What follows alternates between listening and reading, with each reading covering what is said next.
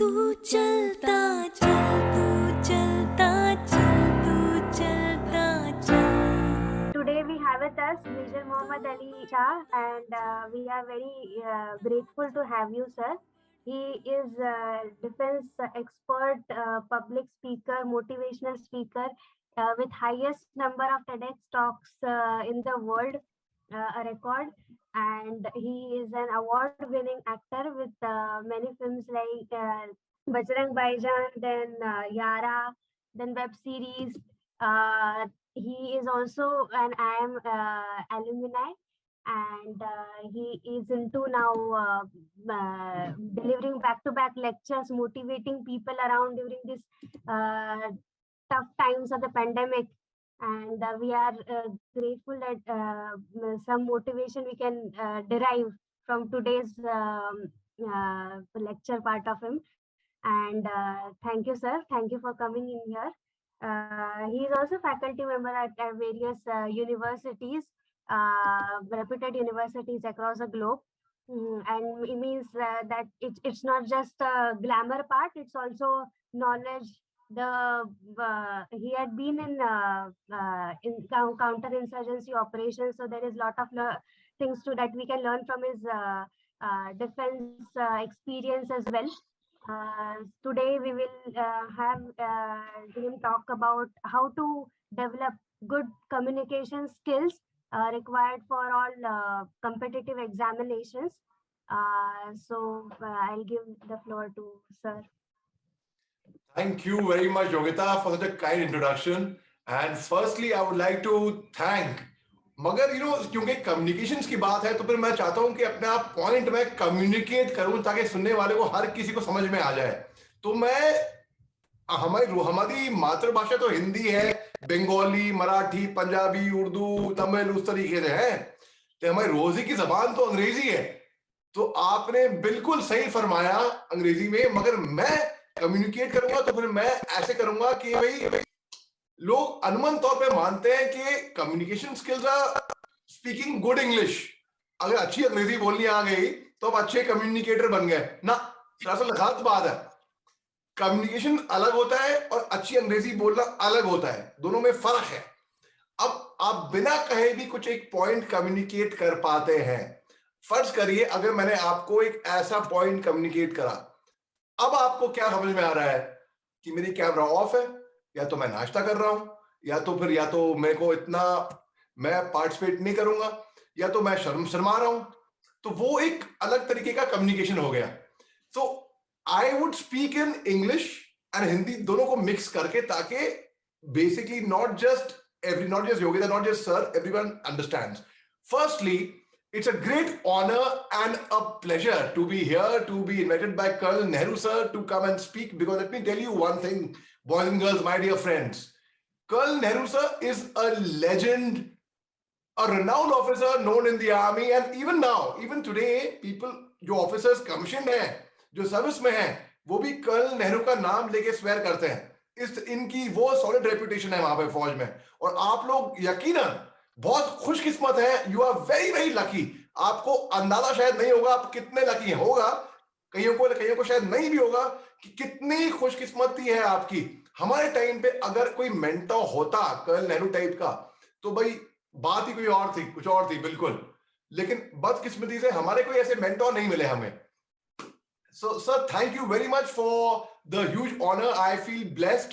And आपके मैं videos देखता हूं, इतना इंस्पायर होता हूं, इतना ज्यादा इंस्पायर होता हूं. I can't tell you, not only me, and it's not just for people who are aspiring for UPSC और आईपीएस और आर्मी और एनीथिंग और आईटीआईएम ना. It is general for any competition exam only. नहीं मतलब अब मैं किसी कॉम्पिटिशन एग्जाम में नहीं बैठता हूं. अब मैं 42 इयर्स का हूं, मगर मैं क्यों सर के आज तक वीडियोस देखता हूं, क्यों सब्सक्राइब करूं? इसलिए क्योंकि I can connect with it very easily. जो सर बोलते हैं. अब आप देखिए, मैं आपको एक छोटी सी कहानी सुनाता हूं. पहले तो भाई ये बात है सन 1998 की. असल कहानी है ये. मैं कॉलेज गया था दाखिला लेने के लिए 12वीं के बाद. सो मैं गया पूना, फर्ग्यूसन कॉलेज वहां पे है. सो फर्ग्यूसन कॉलेज के ऑपोजिट के डायगोनली ऑपोजिट एक रेस्टोरेंट है, वैशाली करके, पूना में है. अक्सर वहां पे एनडीए कैडेट्स वहां पे आते हैं संडे को लिबर्टी में, अपने मफ्तीज में, अपने व्हाइट शर्ट टाई वाई लगा के, और बिल्कुल मतलब, और हम लोग उनको देख के, मेरा एनडीए में दाखिला नहीं हुआ था. I had tried for the NDA, but I failed the entrance test for NDA. So I was very upset. I was very demoralized. I was very depressed. और खास तौर से कॉलेज गया करने पूना, जहां पे हर संडे को एनडीए कैडेट्स आते थे. उनको देख के ना भैया, और करी भाई राज की बात है, not for sir but for everyone else, for Aryan, Akshat, Arpit, Vishnu, Gaurav, Bharat, Ashwin, आप सब आओ, Saurabh, Prakash, come on come closer, Aishwarya, Mohit, Rizan, Vanisha, Piyush, Rohit, Utpal, करीब आओ. मैं कार्य बोलता हूँ भाई, जितनी भी लड़कियां थी ना कॉलेज की, जितनी भी, वो सब एनडी कैडेट को देख के फिदा थी बिल्कुल. और हम लोग क्या थे? हम लोग थे ब्लडी सिविलियंस. और मेरे दिल में बहुत खलती थी ये बात कि भैया एनडीए में नहीं हुआ मेरा, और मैं कॉलेज करने आया हूं, और मैं यहाँ पे इतने हैंडसम टफ यूं क्लोज क्रॉप शर्ट टाई लगा ठक ठक मिलिट्री बेयरिंग एनडीए कैडेट को देख रहा हूं. भाई काश हम भी एनडीए में होते. अच्छा, जब हम अंदर घुसे रेस्टोरेंट के, वहां पे हमने क्या देखा कि वहां पे बहुत ही खूबसूरत लड़की, कॉलेज की लड़की थी, वहां पे बैठी हुई थी वहां पे, और यूं करके बिल्कुल हमको देख रही थी भैया. हमने कहा ये तो हमें देख रही है. तो मेरे दोस्त था मेरे साथ में, आर्यन, ये वाला अपना आर्यन यादव नहीं, अलग आर्यन था. तो आर्यन ने बोला, उसका नाम आर्यन भट्टी था, अपना आकाश भट्टी नहीं, आर्यन भट्टी वो अलग. तो आर्यन भट्टी ने बोला कि भाई अरे अली, वो हमें देख रही है. तो मैंने कहा यार मराओगे मत, देखो वहां पे थप्पड़ खाओगे. तो हकीकत की बात है दोस्तों, हमने क्या सुना अपने कानों से? हमने सुना कि वो लड़की कह रही थी, Where were you? Come, come, come. Join me for a cup of coffee. Come on, come on, come, come, come, come. हमें देखे कह रही है कि यार कॉफी. तो मैंने बोला आर्यन को, भट्टी वो बुला रही है भाई, क्या करें? तो आर्यन बोलता है मेरे को, come come let's go and sit next to. मैं नहीं यार थप्पड़ खाओगे, क्या करें?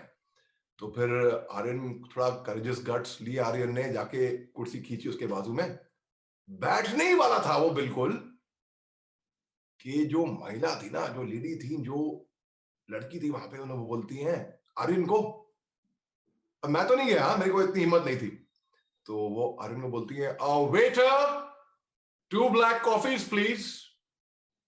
तो भैया उनको क्या लगा? उनको लगा कि वेटर आए हुए हैं ऑर्डर लेने के लिए हैं, और हमें क्या लगा कि हमें बुला रही है. लेकिन दरअसल हुआ क्या था कि वो फोन पे बात कर रही थी यूं करके. तो हमें, तो वहां पे हो गई पहली मिसकम्युनिकेशन. आए हाय, कम्युनिकेशन एरर. अब आप समझ सकते हैं कितना डिजास्टर हुआ होगा. अच्छा, उसके बाद फिर 2010 साल के बाद 2008 में मैं फौज में 5 साल करे शॉर्ट सर्विस का. मैं एनडीए में नहीं हुआ, मगर मैं सीडीएस के थ्रू, ओटी के थ्रू मैंने फौज में गया मैं. और आपको अपने एसएसबी के बारे में बताऊंगा कि भाई जहां पे मेरे को मेडिकल में टेम्पररी रिजेक्शन भी मिल गया था एसएसबी में. इलाहाबाद सेंटर था मेरा, 18 बोर्ड, उसको अमूमन तौर पे लोग कहते हैं रिजेक्शन सेंटर. और ऐसा भी क्यों कहते हैं वो भी मैं आपको बताऊंगा अपनी जबानी. हालांकि आप लोग सब जानते होंगे, सब सुन चुके होंगे, आप लोगों को इतना कुछ ज्ञान की जरूरत नहीं है, क्योंकि आप लोग नो फ्रिल्स अकेडमी के हो, जिसपे कोई फ्रिल्स नहीं, टू द पॉइंट, बिल्कुल बातें होती है क्रिस्टल क्लियर. अच्छा, 2008 में मैं 5 साल करे शॉर्ट सर्विस कमीशन करी, मैं गुड़गांव आ गया, और मैं थिएटर कर रहा था, ड्रामा प्लेस, और टॉम वॉल्टर साहब के साथ, नसीरुद्दीन शाह साहब के साथ बहुत से ड्रामा करे मैंने. तो एक थिएटर ग्रुप था जो कि फ्रांस जा रहा था. तो हम सबको बोला गया, पासपोर्ट दो अपने, ये वो जमा होंगे, वीजा के अप्लाई हुआ, ये वो. अच्छा, किसी वजह से मैं नहीं जा पाया. क्यों? क्योंकि जो मेरा पासपोर्ट था वो एक्सपायर हो चुका था, और मेरे को मालूम नहीं था इसके बारे में. ये भी एक मिसकम्युनिकेशन है एक तरीके से, क्योंकि मेरे जहन में था अरे भैया पासपोर्ट तो है. अब जब एंड टाइम पे देखा तो पासपोर्ट की डेट निकल चुकी थी. अब बाकी पूरा ग्रुप चला गया पेरिस, फ्रांस. और जो हमारे डायरेक्टर साहब थे, विष्णु जी, नहीं विष्णु विजय नहीं, वो अलग विष्णु कुमार थे, अर्पित कुमार भी नहीं, अलग विष्णु कुमार जो हमारे डायरेक्टर साहब थे. तो विष्णु कुमार स्टेज पे गए, और प्ले शुरू होने से पहले हमारे डायरेक्टर साहब विष्णु जी बोलते हैं, अब वो रट के गए थे हैं कि लेडीज और जेंटलमैन को क्या बोलते हैं फ्रेंच में, जैसे भाई और बहनों, खवातीन हजरात, देवी और सजनों, लेडीज एंड जेंटलमैन। अब फ्रेंच में क्या बोलते हैं पता नहीं, भूल गए। वो रट के तो गए थे बोनजो यानी कि नमस्ते, कवतालेबू कैसे हैं आप, तो बोनजो कवतालेबू। अब मगर वो भूल गए लेडीज और जेंटलमैन, देवी और सजनों, खवातीनों हजरात, भाई और बहनों क्या बोलते हैं फ्रेंच में। तो दौड़ते हुए स्टेज से वे उतरे और जो बाथरूम होता है ना बाहर, या जो थिएटर के बाहर ऑडिटोरियम, तो वहां पे गए। तो बाथरूम में देखा वहां पे लेडीज एंड जेंट्स लिखा हुआ, और फ्रेंच की स्क्रिप्ट अंग्रेजी स्क्रिप्ट के बराबर है बिल्कुल, जैसे संस्कृत, हिंदी स्क्रिप्ट देवनागरी, हिंदी में लिखते हैं हम संस्कृत, उर्दू में अरबिक, वैसे ही फ्रेंच में ये अरबिक, वही फ्रेंच की स्क्रिप्ट उर्दू में BONJOUR लिखते हैं, बॉन्जोर। तो उसने, विष्णु ने देखा लेडीज एंड जेंट्स, वो रख लिया उसने। वो स्टेज पे आता है, बोलता है बॉन्जोर कवतालेबू, good evening ladies toilets and gents toilets. भाई आप समझ सकते हैं क्या हुआ होगा उसके बाद, है भाई जो आपके दर्शक आए हैं उनको आप बोलो ladies toilets and gents toilets, भाई ये था कम्युनिकेशन मिसकम्युनिकेशन है। अच्छा, अब एक और मैं आपको रियल कहानी सुनाता हूं। ये मेरी खुद की पर्सनल कहानी जो मैं खुद को करीब से देख चुका हूं, और उस बच्चे का नाम, वो बच्चा अभी हमारे बीच में आना था उसको, हाँ आ गया, ठीक है, वो बच्चा है, उसका नाम मैं अभी नहीं बताऊंगा, उसका नाम मैं आपको आखिरी में बताऊंगा, ठीक है। अच्छा, एक बच्चा था 10 साल का, वो बच्चा ठीक से बोल नहीं पाता था, अंग्रेजी नहीं, हिंदी नहीं, बोलना, मतलब आमतौर पे बोलना, उसको बात करना नहीं आता। और कुछ बच्चे होते हैं ना जो बहुत देर से बोलना सीखते हैं, जो 3, 3.5, 4 साल की उम्र में तब आके बोलना शुरू करते हैं, और जब बोलते भी हैं तो अटक अटक के, हकला के, तुतला के, जिनको अपने आप में यकीन नहीं होता, उनका सेल्फ कॉन्फिडेंस बहुत मरा हुआ होता है, पिटा हुआ होता है, उनसे कोई दोस्ती नहीं करना चाहता। जब वो बात करते हैं तो थूक इतना निकलता है कि भैया पूछो मत। तो कोई, जाहिर सी बात है, इतना अगर थूक रहे हो, बोलने ज्यादा ज्यादा, तो कोई आपके करीब भी नहीं आएगा, है। अब उस बच्चे को बहुत अपने अंदर सेल्फ डाउट हो गया कि भाई क्यों मेरे कोई दोस्त नहीं है, क्यों मैं कुछ काम ठीक से नहीं कर नहीं पाता, क्यों मैं पढ़ाई लिखाई में अच्छा नहीं हूं, क्यों मेरे से ये नहीं हो पाता, क्यों मैं फेल हो रहा हूं। तो वो बहुत ही सेल्फ डाउट हुआ उसको, और वो तुतलाता था बिल्कुल, और हकलाता था। अब हकलाना का मतलब समझते हैं आप, मतलब एक सेंटेंस आप ठीक से बोल नहीं पाएंगे, जैसे शाहरुख खान की फिल्म में उसे क्या है, डर में किरण, उस तरीके से हकलाना। अच्छा, तो उसने कहा भाई मेरे को ये हकलाने की आदत छोड़नी है, और मेरे को आगे आके जिंदगी में कुछ बनना है। तो एक दिन ये बच्चा स्टेज पे गया, रंगमंच पे, इसने जुर्रत करी कि वो पार्ट लेगा, भाग लेगा एक एलोक्यूशन कॉम्पिटिशन के लिए। पूरी स्पीच रटी हुई थी, पूरा दिमाग में था क्या बोलना है, सब कुछ ठीक था, ठीक है। अब वो बच्चा रंगमंच पे गया, और पहले रो में, तब तक वो 12 साल का बन चुका था, वो he was in I think class 7 at that time. तब वो पहले रो में, भाई अक्सर क्या होता है क्लास 7 में क्रशेस होने लगते हैं ना, अनुमान तौर पे वो एक अट्रैक्शन शुरू हो जाती है। तो उस तरीके से पहले रो में ही there was this beautiful girl sitting over there who he had a crush on, जिनको वो चाहता था। जी हाँ, नहीं हमारी वनीशा जैसी नहीं, वनीशा की तो कैमरा भी ऑफ है, तो मतलब अलग कोई there was another girl sitting there। तो वो डर गया, घबरा गया कि भाई अब मैं, और अपनी वो लाइनें भूल गया स्टेज पे, हैं। जब वो लाइनें भूल गया स्टेज पे, उसके पांव तले, धरती फट गई, उसको लगा पांव कांपने लग गए, हाथ हाथ कांप रहे हैं, गाल लाल, कान लाल, अब समझ में नहीं आ रहा क्या बोले वो। वैसे ही वो हकलाता था, तुतलाता था, अभी याद करके गया था लेकिन ये भी भूल गया अब क्या बोलना है। भाई आंखों में से आंसू, अब क्या बोले। और वहां पे एक टीचर थे वहां पे, हैं, सो बहुत ही स्ट्रिक्ट टीचर थे, जैसे कि अनुमान तौर पे एसएसबी पे जाते हैं तो एक जीटीओ साहब होते हैं ना वहां पे, हम सब घबराते हैं जीटीओ को देख के, अरे भैया पता नहीं है नंबर ना काट दे भाई, कैसे भी। वैसे ही जजेस भी थे। अब वो डर गया, अब क्या होएगा,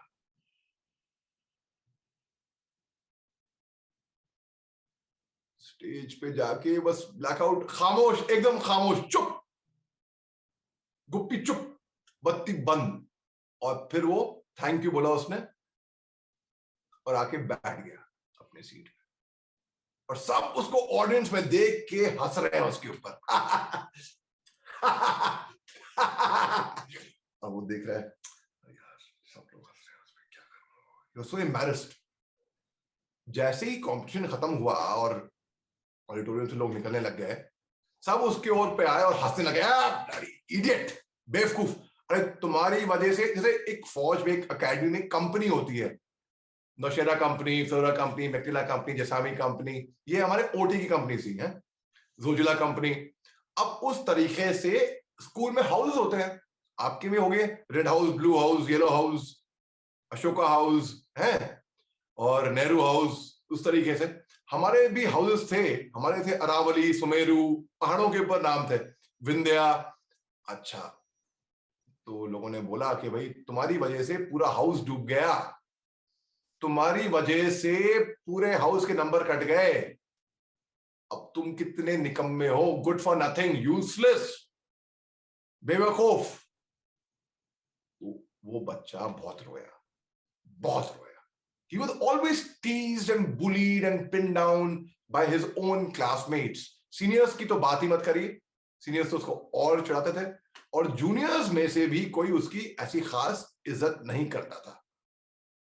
तो उस दिन रात को वो बच्चा बहुत रोया, बहुत रोया, तड़प तड़प के रोया। वो बोर्डिंग स्कूल में था पहाड़ों पे, तो अपनी रजाई में घुस के वो बहुत रो रहा था, फूट फूट के। और उसने उस दिन रोते रोते ये फैसला किया, भैया ऐसी गलती दोबारा नहीं होगी, दोबारा नहीं होगी। क्या मैं दोबारा जाऊंगा रंगमंच पे और दोबारा जाके प्राइज जीत के आऊंगा। मगर वो हकलाता था, तुतलाता था उसने। फिर उसने सहारा लिया अपने इंग्लिश टीचर का, अपने टीचर्स का, वो उसके साथ बैठते थे और धीमे धीमे करके, जैसे जो अखबार होता है ना, अखबार को रोजाना जोर जोर से पढ़ के, आईने के आगे बैठ के जोर जोर से उसी चीज को, पैराग्राफ को रो रो के, हंस हंस के, आवाज, तेज आवाज में, धीमी आवाज में, अलग अलग गति से वो पढ़ता था वो। अब कंपटीशन का दोबारा वक्त आया कुछ चंद एक महीनों बाद। अब उसकी तैयारी पूरी थी, वो स्टेज पे गया, फराट जाके उसको, और कविता सुनानी थी। कौन सी कविता थी? ये कविता थी माखनलाल चतुर्वेदी की कविता है, पुष्प की अभिलाषा, कि जो पुष्प जो है, फूल जो है, वो क्या चाहता है जिंदगी से। तो वो कविता सुनानी थी और वो हकलाता था, तो लिखा, रट ली थी कविता। अब जब वो रटता था तब उसका हकलाना और तुतलाना बंद हो जाता था बिल्कुल भी, क्योंकि उसको मालूम था जहन में क्या बोलना है। जब उसको मालूम नहीं था तो उसने जाके रंगमंच पे गया और उसने बोला, चाह नहीं मैं सुरबाला के गहनों में गूंदा जाऊं, चाह नहीं प्रेमी माला में बिन प्यारी को ललचाऊं, चाह नहीं सम्राटों के शफ पर हे हरि डाला जाऊं, चाह नहीं देवों के सर पर चढ़ू भाग्य पर ठलाऊं, मुझे तोड़ लेना वन माली उस पथ पर, देना तुम फेंक मातृभूमि पर शीश चढ़ाने, जिस पथ जाए वीर अनेक। तो उसने इतनी पंक्तियां बोली, पूरा स्कूल, वहां पे जो हॉल ऑडिटोरियम में मौजूद था, तालियों की गड़गड़ाहट से वो हॉल गूंज पड़ा और सारे टीचर, सब लोग उसके लिए खड़े हो गए वहीं पे और उसको स्टैंडिंग ओवेशन मिला और कमाल करे, झंडे गाड़ के। अब उसको यकीन हो गया कि भैया इस बार तो भैया कमाल कर दिया हमने, प्राइज तो पक्का मिलेगा। अब जब रिजल्ट आई तो वहां पे एक टीचर थे और रोहित सर थे, अपने रोहित यादव नहीं, अलग रोहित, और तो रोहित देव नाम था अपना, अपूर्वा देव भी नहीं, मतलब अपूर्वा देव तो एक और वहां पे है। तो रोहित सर आए स्टेज पे, रोहित सर ने रिजल्ट पढ़ी और बोला, जो पहला प्राइज है वो जाता है, नहीं नहीं नहीं नहीं, मैं पहले प्राइज से नाम नहीं लूंगा, मैं तीसरे नंबर से प्राइज लूंगा, नाम शुरू करूंगा। अब वही लड़का तैयार हो गया, उसका नाम पुकारा जाएगा।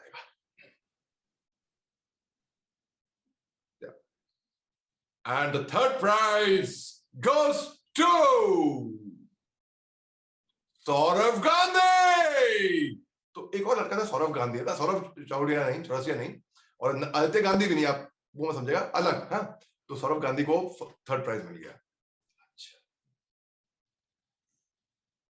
उसका दिल टूट गया, भैया हम तो उम्मीद कर रहे थे कि 3rd प्राइज मिलेगा, और 3rd प्राइज नहीं मिला। अब सेकंड प्राइज goes to मोहित नायर। तो मोहित जैन नहीं, अश्वर्या राय नायर भी नहीं, एक अलग दिवस somebody else। सेकंड प्राइज भी मिल गया भैया। अब फर्स्ट प्राइज की तो कोई उम्मीद नहीं है, भूल जाओ। नहीं, क्यों I will tell you why. क्योंकि फर्स्ट प्राइज दरअसल जो स्कूल चैंपियंस होते हैं, जो विनर्स होते हैं, और जो ग्लैडिएटर्स होते हैं, उनको दिया जाता है। ये एक ट्रेडिशन सा हो जाता है, तो ठीक है। तो मतलब फर्स्ट प्राइज की कोई होप नहीं, तो आप भूल जाओ उसके बारे में। तो उसने सोचा कि भाई मैंने तो इतनी अच्छी स्पीच दी, इतनी अच्छी पोएम बोली, लोग तालियों से गड़गड़ाहट हुई, और कोई बात नहीं, मैं कोशिश करूंगा दोबारा, मैं फिर इस रंगमंच पे आऊंगा, और कुछ चंद एक महीने बाद मैं फर्स्ट प्राइज जीत के आऊंगा। क्यों? मैं कोशिश इसलिए करूंगा क्योंकि जैसे सोहनलाल द्विवेदी ने कहा है ना कि कोशिश करने वालों की हार नहीं होती, ये कविता भी अमिताभ बच्चन साहब ने कौन बनेगा करोड़पति के शो पे कही थी। तो लग गया कि ये हरिवंश बच्चन राय साहब, जो उनके पिताजी थे अमिताभ बच्चन साहब की जो मशहूर कवि थे, कविता है ये। कविता दरअसल असल में है सोहनलाल द्विवेदी की, और बाद में अमिताभ बच्चन साहब ने इसको ट्वीट भी किया, क्लैरिफाई भी करा कि दोस्तों आप लोग सोचते हो कि ये कविता हरिवंश बच्चन राय साहब की है, लेकिन ये कविता सोहनलाल द्विवेदी की है। तो उस बच्चे ने सोचा कि मैं दोबारा आऊंगा रंगमंच पे, और फिर मैं शायद ये कविता बोलूं। तो वो तैयारी करना शुरू कर दिया उसने। ऑलरेडी रंगमंच पे बैठे हुए, रिजल्ट डिक्लेयर नहीं हुआ है फर्स्ट प्राइज, वहीं से ही तैयारी शुरू हो गई। आप सोच सकते हैं पैशन, जज्बा, जोश, जुनून, कुछ कर्ज दिखाने की बात है, वो आग थी उसके अंदर। तो ऑलरेडी उसने वहीं पे सिलेक्ट कर ली, भाई ये कविता मैं अगली बार बोलूंगा। रंगमंच से हटे नहीं है, लेकिन दिमाग में वो चल रहा है। और मगर तो दिल तो टूट गया था, ये बात तो तय है। अब फर्स्ट प्राइज की result, Rohit sir first prize बता रहे थे, तो फर्स्ट प्राइज पे आया किसका नाम? एक बहुत ही तगड़ा डिबेटर था हमारे बीच, उनके बीच बल्कि मैं ये बोलूंगा, उसका नाम था उत्पल महाता, वो नहीं, अलग उत्पल था। उत्पल शर्मा का नाम लोगों ने अनुमान तौर पे गेस किया था कि उत्पल को फर्स्ट प्राइज मिलेगा। जब नाम पुकारा गया फर्स्ट प्राइज का, तब तक वो अपने जहन में कविता तय करा था अगले कंपटीशन के लिए क्या बोलना है। और वो कहता भी मैं कोशिश करता रहूंगा, क्योंकि कोशिश करने वालों की हार नहीं होती। लहरों से डरकर नौका पार नहीं होती, कोशिश करने वालों की हार नहीं होती। एक नन्ही चींटी जब दाना लेकर चलती है, चढ़ती दीवारों से 100 बार फिसलती है। मन का विश्वास रगों में साहस बढ़ता है, चढ़कर गिरना, अरे गिरकर चढ़ना ना खड़ता है। मेहनत आखिर उसकी बेकार नहीं होती, कोशिश करने वालों की हार नहीं होती। डुबकियां सिंधु में गोताखोर लगाता है, जा जाकर खाली हाथ लौट आता है। मिलते नहीं सहजे मोती गहरे पानी में, बढ़ता दुगना उत्साह इसी हैरानी में। मुट्ठी उसकी खाली हर बात नहीं होती, कोशिश करने वालों की हार नहीं होती। असफलता, इस बार असफलता होगी ना, 3rd प्राइज 2nd प्राइज भी नहीं मिल पाया उसको। असफलता एक चुनौती है, उसे स्वीकार करो, क्या कमी रह गई देखो और सुधार करो। जब तक ना हो सफल नींद चैन को त्यागो तुम, संघर्ष का मैदान छोड़ मत भागो तुम। कुछ करे बिना ही जय जयकार नहीं होती, कोशिश करने वालों की हार नहीं होती। ये उसके जहन में चल रहा था कि भाई ये तय भी हो गया, मैं ये अगली बार ये कप रखूंगा। लेकिन जैसे ही वो ये कर रहा था तब रोहित सर ने अनाउंस किया, and the first prize goes to.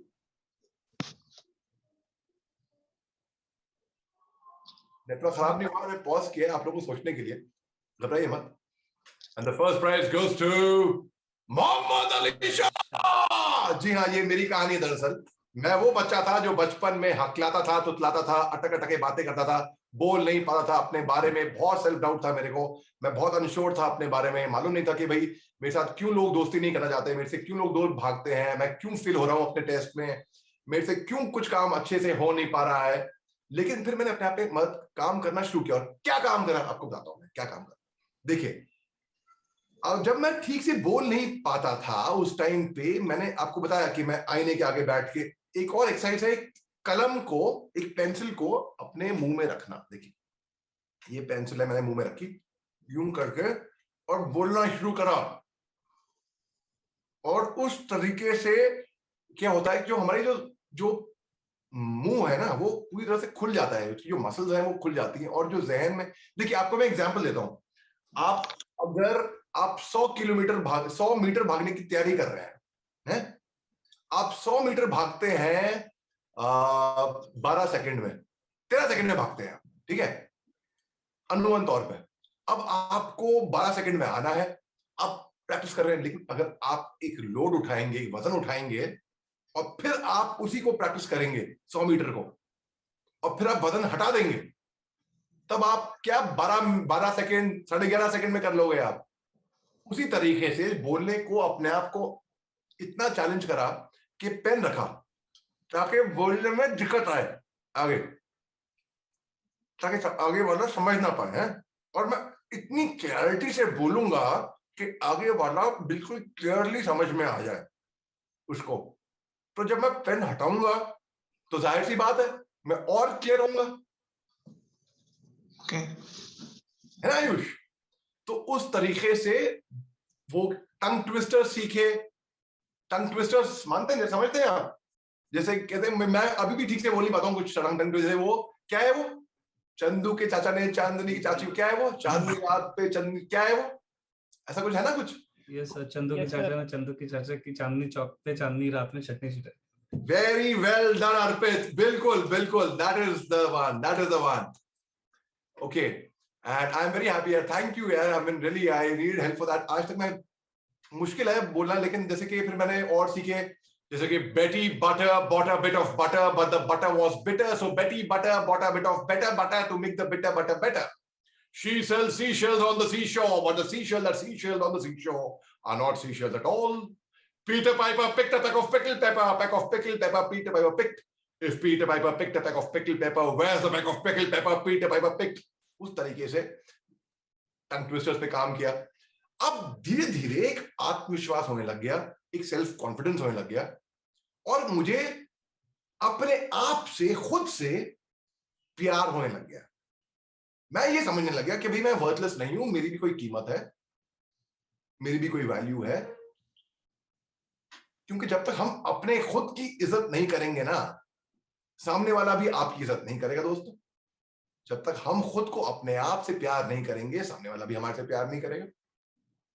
जब तक हम अपने खुद का मूल नहीं समझेंगे, सामने वाला भी हमारा मूल नहीं समझेगा। अब मैं समझ गया भैया, नहीं, मेरे में भी कोई बात है। तो इस तरीके से जब वो सेल्फ कॉन्फिडेंस आने लग गया मेरे को, भाई अपने आप धीरे धीरे हकलाना, तुतलाना, अटक अटक के बातें करना, वो दूर होने लग गया। मगर एक और बात बताऊं मैं आपको, जब मैं क्लास 5th में था, जब मैं 3 महीने का था, खैर पहले उस पे आते हैं, मैं 3 महीने का था, मेरे फादर कलकत्ते, वो भी आर्मी में थे, वो कलकत्ते में पोस्टेड थे। एक जनरल जेकब साहब थे, बहुत बड़े लेजेंड। उन्होंने 1971 वॉर के टाइम पे, इंडिया पाकिस्तान की जब लड़ाई हुई थी, तब बांग्लादेश को आजाद करवाया था, उनका बहुत हाथ था इसमें। तो उनके स्टाफ कैप्टन थे मेरे फादर लोग। मगर उस टाइम पे नहीं, तब तो वो मेजर जनरल थे जब 1971 में, ये 1978 क्या बता रहा हूं मैं आपको, तब उनके स्टाफ कैप्टन थे। तो it's like an ADC in a way, it's like a staff officer. तो जब मैं 3 महीने का था, तो उनका तबादला कलकत्ते से, जब वो ईस्ट आर्मी कमांडर थे, जनरल जेकब साहब, वहां से वेलिंगटन हुआ था स्टाफ कॉलेज करने के लिए। और उस टाइम पे उन्होंने एक स्कूल देखा था, लॉरेंस स्कूल लवडेल, जहां की ये टाई है कि हम अपने बच्चे को यहाँ पे शायद भेजेंगे या तो हम देहरादून में भेजेंगे, वहां पे एक है दून स्कूल। अच्छा, 5वीं कक्षा में मेरा एंट्रेंस टेस्ट दून स्कूल के लिए मैं फेल हो गया था उसमें, और मेरी मदर ने रात रात भर जाग के बहुत तैयारी करी मेरे साथ, मेरे को पढ़ाती थी current affair, general knowledge, English, अंग्रेजी में मैं बहुत कमजोर था भैया, बहुत कमजोर, यकीनन। तो मेरी मदर मेरे को बहुत पढ़ाती थी, और जब, मगर मैं पूरी तैयारी करके गया था, क्लास 5th का बच्चा है। आप कोई भी दुनिया में कंट्री नहीं होगी इसका कैप्टन को मालूम नहीं होगा, करेंसी मालूम नहीं होगा, प्रेसिडेंट प्राइम मिनिस्टर मालूम नहीं होगा, लैंग्वेज मालूम नहीं होगी, मतलब लैंग्वेज मतलब बोलना नहीं, मतलब उस, जैसे उस जगह पे कौन सी भाषा बोली जाती है उस तरीके से। तो अब मैं इतना ओवर कॉन्फिडेंट हो गया था क्लास 5th में, हालांकि बातें तो फिर भी अटक अटक करता था मैं, है? जब एंट्रेंस टेस्ट का टाइम आया, 1 घंटे का पेपर था, और मैंने आधे घंटे में क्लियर कर दिया वो। और मैंने टीचर को बोला, ma'am can I go out please ma'am. तो मैम थी योगिता मैम, योगिता आप नहीं, दूसरी योगिता मैम थी वहां पे। तो योगिता मैम ने बोला कि भाई नहीं, you sit and revise, don't leave the hall early, sit and revise. तो फिर मैं बोर हो गया भाई, मेरे से पेपर और नहीं पढ़ा जा रहा।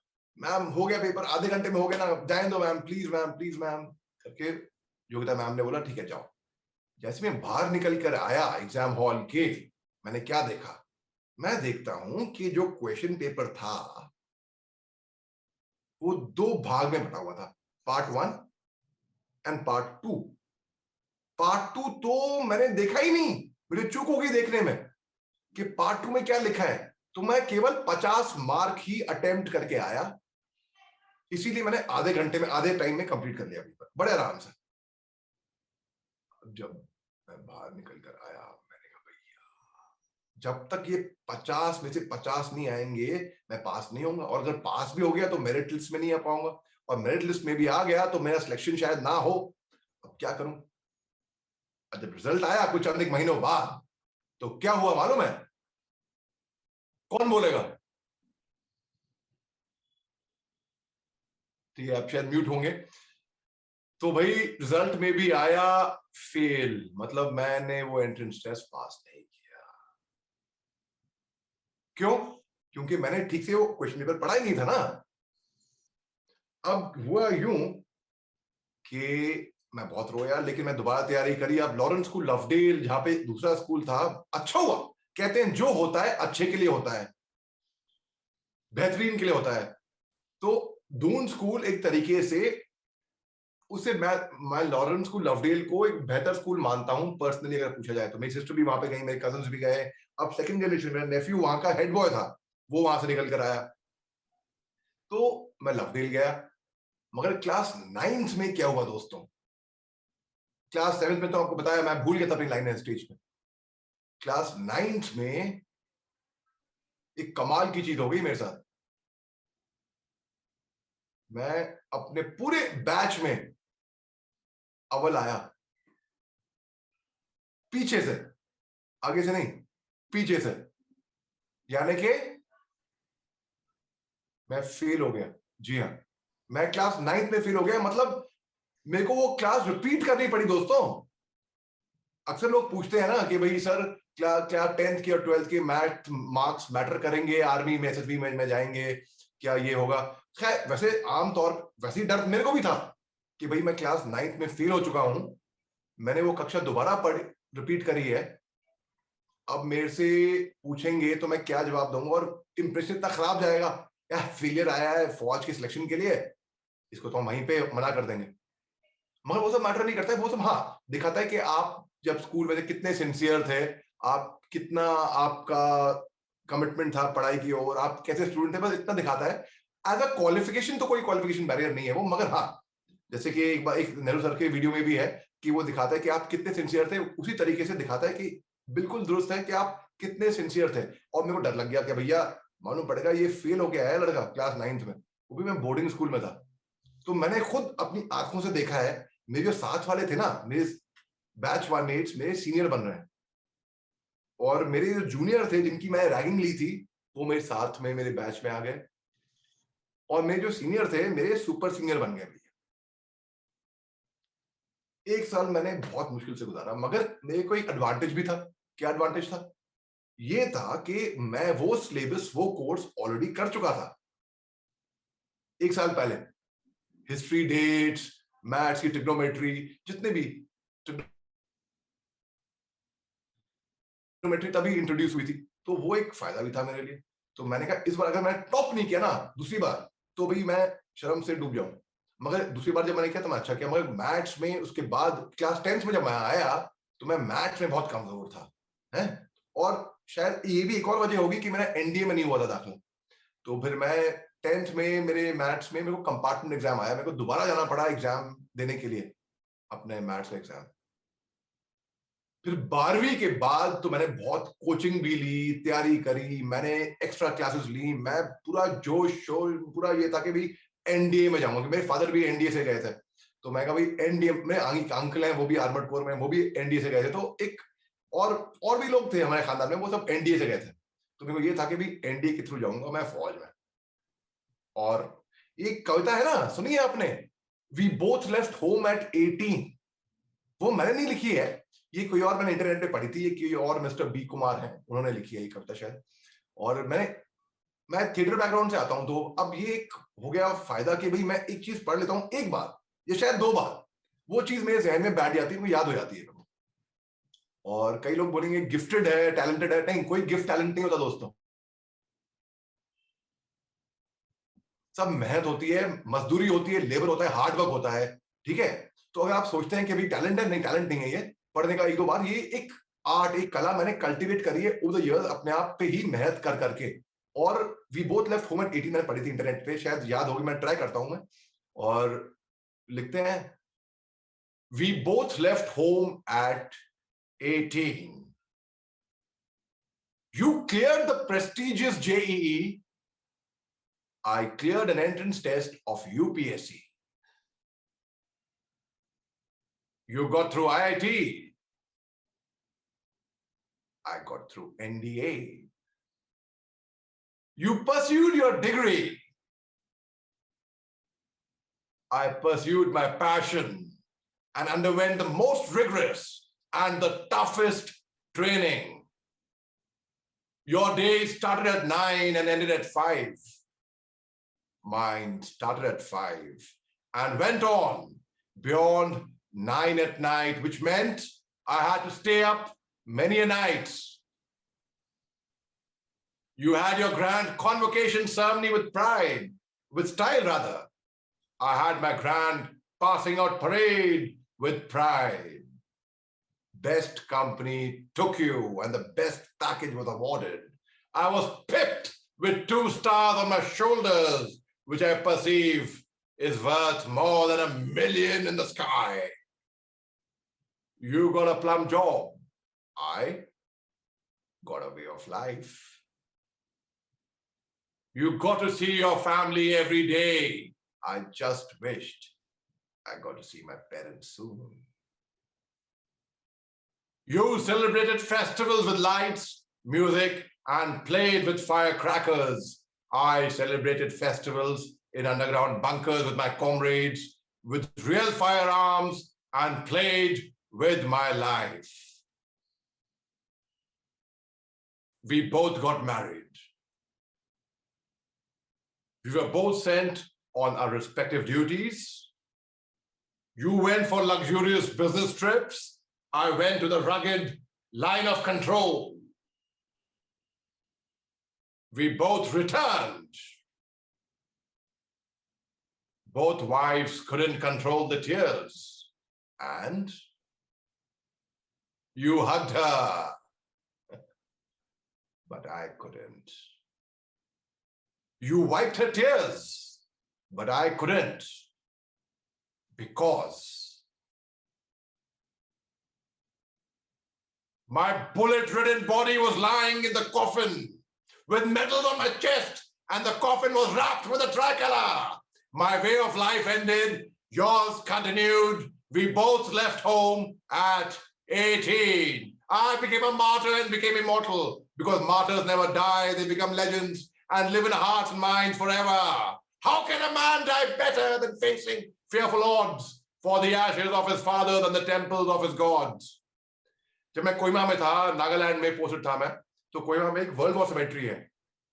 वहां पे एक टूम्बस्टोन पे सुनहरे अक्षरों में लिखा हुआ है, When you go home, tell them of us and say, for your tomorrow we gave our today. जय हिंद. So we both, तो मैंने कहा भाई अब एनडी में भी नहीं हुआ, मैं 18 साल का था उस टाइम पे. अब मैं इसलिए मैं कॉलेज में आया, पूरा मैं आपको बताया वो बात 98 में जब मैं कॉलेज करने गया. फिर मैंने ग्रेजुएशन में, है दोस्तों आप यकीन मानेंगे ये बात, मैं एक इंग्लिश मीडियम स्कूल से, बड़े अच्छे स्कूल से पढ़ के आया था, मगर कॉलेज में सेकंड ईयर में, और मैं बिल्कुल मजाक नहीं कर रहा हूं, आप मेरी बात यकीन मानिए, मैंने एनसीसी ली थी. मैंने हालांकि मैं मॉडलिंग करना चाह रहा था, मैं मॉडलिंग करनी शुरू कर दी थी. मैं मिस्टर पूना भी रह चुका था 1999 में. मिस्टर पूना था मैं, हालांकि छोटे वालों के साथ मैंने किया था, लेकिन अब छोटे वालों के साथ मैं एनसीसी में था, तो मैं अब मॉडलिंग इतनी कर नहीं पा रहा था. अब 1999 में सेकंड ईयर में मेरे को अंग्रेजी में 100 में से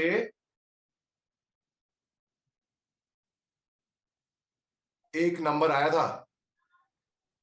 नहीं मैं मजाक नहीं कर रहा हूं, सच में मजाक नहीं कर रहा हूं, मेरे पास मार्कशीट है अपनी. नहीं तो आप अगर डाउट होगा, लगेगा नहीं इतनी अच्छी अंग्रेजी बोल रहे हैं, नहीं अंग्रेजी में 1 नंबर आ ही सकता. आप पूना यूनिवर्सिटी में रिकॉर्ड्स निकाल के चेक करवा लीजिए आप, fail 80 KT, fail allowed to keep term.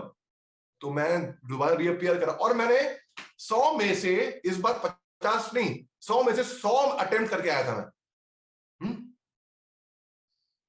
100 में से 100. तो मैं ऐसी उम्मीद कर रहा था कि हो सकता है शायद अगर किस्मत अच्छी रहे तो शायद 90s में आ सकते हैं. जब रिजल्ट आई तो नोटिस बोर्ड पे लिखा हुआ था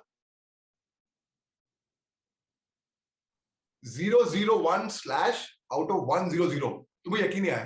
तो मेरे दोस्त कह रहे हैं कि अभी हो सकता है कि उल्टा लिख दिया हो, 100 में से 100 आए होंगे तुम्हारे, तुम रीवैल को दे दो. मैं अंग्रेजी में किसी के आते हैं 100 में 100, मैथ्स में आ जाएंगे, साइंस में आ जाएंगे, लिटरेचर में नहीं आते भैया. तो मैं रीवैल्यूएशन के लिए दिया पेपर. जब रिजल्ट आई, रीवैल्यूएशन की दोबारा चेक होके, हो सकता है कोई मिसकम्युनिकेशन हो गया हो, 001 को 100 है. जब रिजल्ट आई उसमें लिखा था no change, you have got 1 out of 100 in English. भैया अंग्रेजी में 100 में से, आप में से किसी को नहीं आया होगा भाई, वर्ल्ड रिकॉर्ड है ये, तोड़ दिया मैंने वर्ल्ड रिकॉर्ड भाई. अब मैं दोबारा एग्जाम दिया, इस बार डिस्टिंक्शन आया. कॉलेज के बाद फिर मैंने बैठा National School of Drama entrance test के लिए, क्योंकि एनडीए में नहीं हुआ था ना मेरा. और मैंने एनसीसी भी इसीलिए की क्योंकि एनसीसी में आपको सी सर्टिफिकेट मिल जाएगा 3 साल करने के बाद, बी सर्टिफिकेट मिलेगा. बीएलसी करूंगा, बेसिक लीडरशिप कैंप, एटीसी करूंगा, एनुअल ट्रेनिंग कैंप, अगर किस्मत अच्छी रहे तो आरडीपी करूंगा, रिपब्लिक डे परेड एनसीसी में बहुत बड़ी बात मानी जाती है. और 1987 में मेरी सिस्टर है, बड़ी सिस्टर, वो हेड गर्ल थी स्कूल की. मतलब 1987 में हेड गर्ल नहीं थी, तब तो हम वो क्या क्लास 5 में होंगी. तो उनका सिलेक्शन हुआ था स्कूल से रिपब्लिक डे परेड में शरीक होने का, मैं हिस्सा लेने का. लेकिन 26 जनवरी 1987 से कुछ चंद एक दिन पहले मेरे नाना का इंतकाल हो गया था, मेरे ग्रैंडफादर, मेरे मिटर्नल ग्रैंडफादर का, जो कि मेरठ में थे, जहां पे अभी कॉल नेहरू साहब बैठे हैं वहीं पे मेरठ में. तो हमको दिल्ली से मेरठ आना पड़ा, और जाहिर सी बात है इसलिए मेरी सिस्टर का वो मौका छूट गया 26 जनवरी की परेड लीड करने का, मतलब लीड नहीं, शरीक होने का. और मेरे एक चाचा हैं, वो आर्मर्ड कोर में थे, 13 आर्मर्ड में कमीशन हुए थे, 73 आर्मर्ड रेजिमेंट उन्होंने कमांड की थी. अब वो दस्ता, तब वो कैप्टन थे या मेजर साहब तो मुझे याद नहीं आ रहा, बहुत जूनियर थे उस टाइम पे. तब वो दस्ता आर्मर्ड कोर का कंटिंजेंट कमांड कर रहे थे राष्ट्रपति के आगे, और हम लोग उस टाइम पे रहते थे लाल किला पे. तो हम लोग वो बाद में कभी कभी लंच के लिए आ जाते थे घर पे.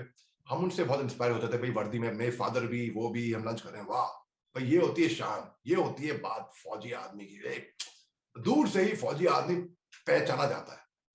तो हमने देखा कि भाई अब उन्होंने 87 में आर्मर्ड कोर कंटिजेंट कमांड किया, मेरी सिस्टर उसमें शरीक नहीं हो पाई, तो ये चोट जख्म दिल में था।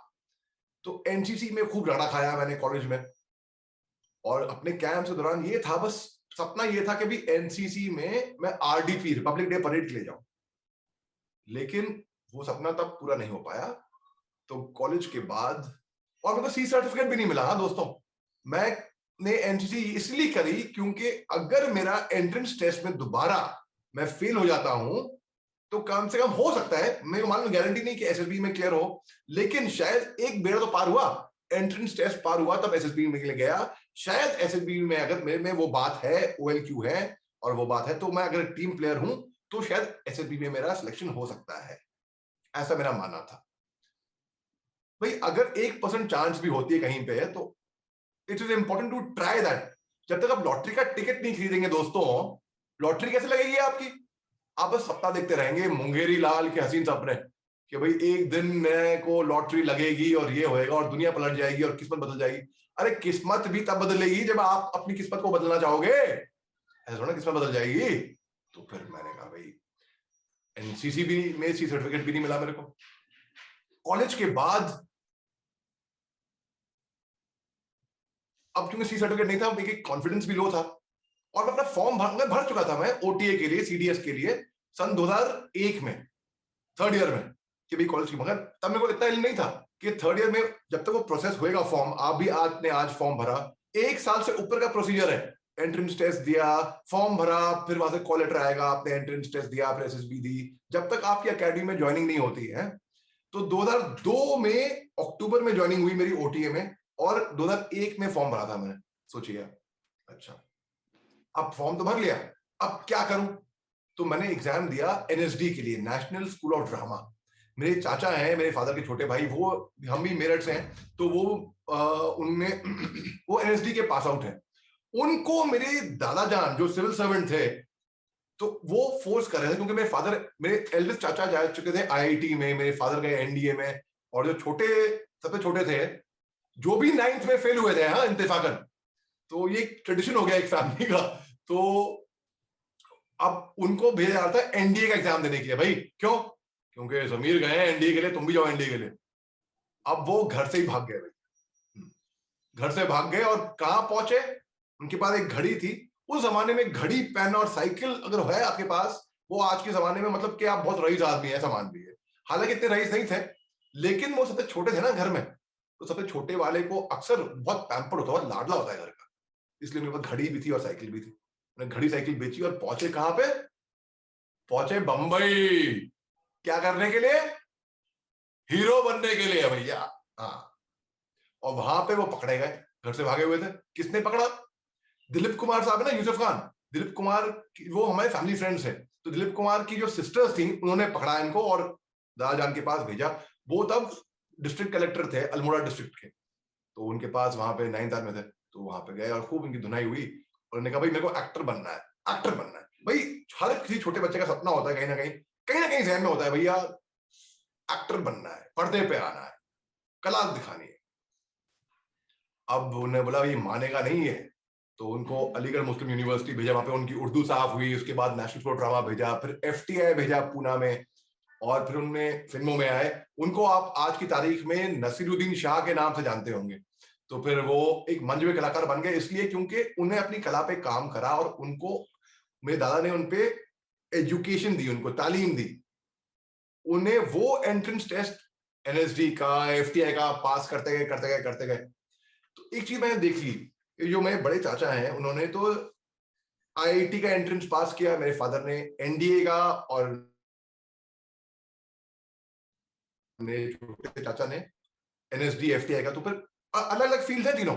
तो और मैं फेल पे फेल हो रहा हूं। अब मैं समझ गया कि भाई अच्छा, किसी भी अगर एंट्रेंस टेस्ट को पास करना है, सबसे पहले अपने जहन में ठान लो कि आप वो टेस्ट पास कर जाओगे। अगर आप दिल में डर रहे हो कहीं ना कहीं कि आपका नहीं होगा, तो नहीं हो जाएगा। अगर जहन में है, अगर वो दिख रहा है कि आप पास होगे, तो कैसे भी आप पास कर लोगे उसको। क्यों? कैसे भी मतलब कैसे? चीटिंग से नहीं, मेहनत से। ऐसे कि आपको यकीन है, आत्मविश्वास है।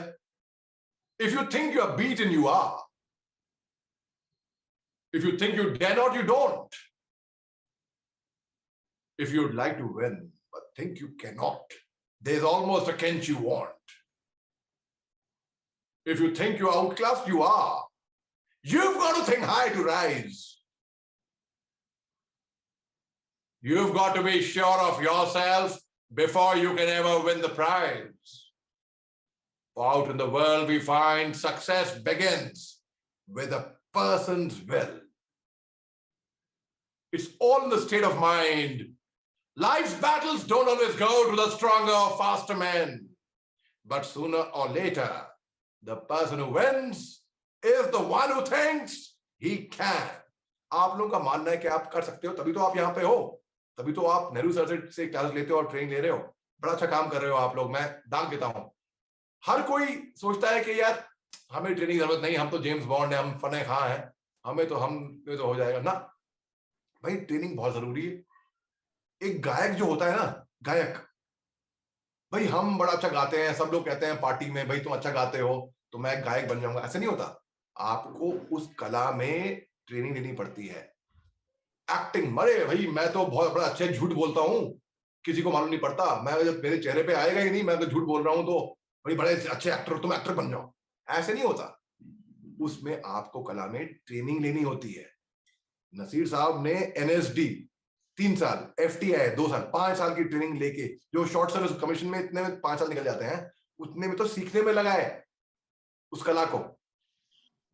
तब जाके उनको जो नेशनल अवार्ड्स, पद्मश्री, पद्म भूषण से नवाजा गया बाद में, क्योंकि उनकी बेस फाउंडेशन स्ट्रांग थी. आप आज लोग अगर नो फ्रिल्स एकेडमी में हो, ट्रेनिंग ले रहे हो, तो मेरे को मालूम है ये बात कि आप सबके सब, जी हाँ मैं आपसे बोल रहा हूं, हाँ आप ही से ही, ये कैमरा ऑफ करके सोच रहे हैं, क्योंकि इन्होंने क्या ये लाल बनियान में बैठे हुए हैं वहां पे. साहब देख लिया, पकड़ लिया मैंने, है मैं आप ही की बात कर रहा हूं. मैं वो सॉफ्टवेयर इंस्टॉल कर रखा है कि अगर कैमरा भी ऑफ है तो मेरे को आप दिख जाते हैं. डरो मत, मजाक कर रहा हूं. मगर हाँ मैं आपसे ही बोल रहा हूं, ठीक है. आप पक्का 100% कामयाब होंगे, 100%. इसमें कोई शक की बात नहीं है. तो क्योंकि आप मेहनत कर रहे हैं, आप सीरियस हैं. एक NDA में, नेशनल डिफेंस एकेडमी, मेरा सपना था जाने का. एक पोएम लिखी हुई है वहां पे, रुडयार्ड किपलिंग की कविता है. कौन बताएगा कौन सी कविता है? रुडयार्ड किपलिंग की मशहूर कविता इफ.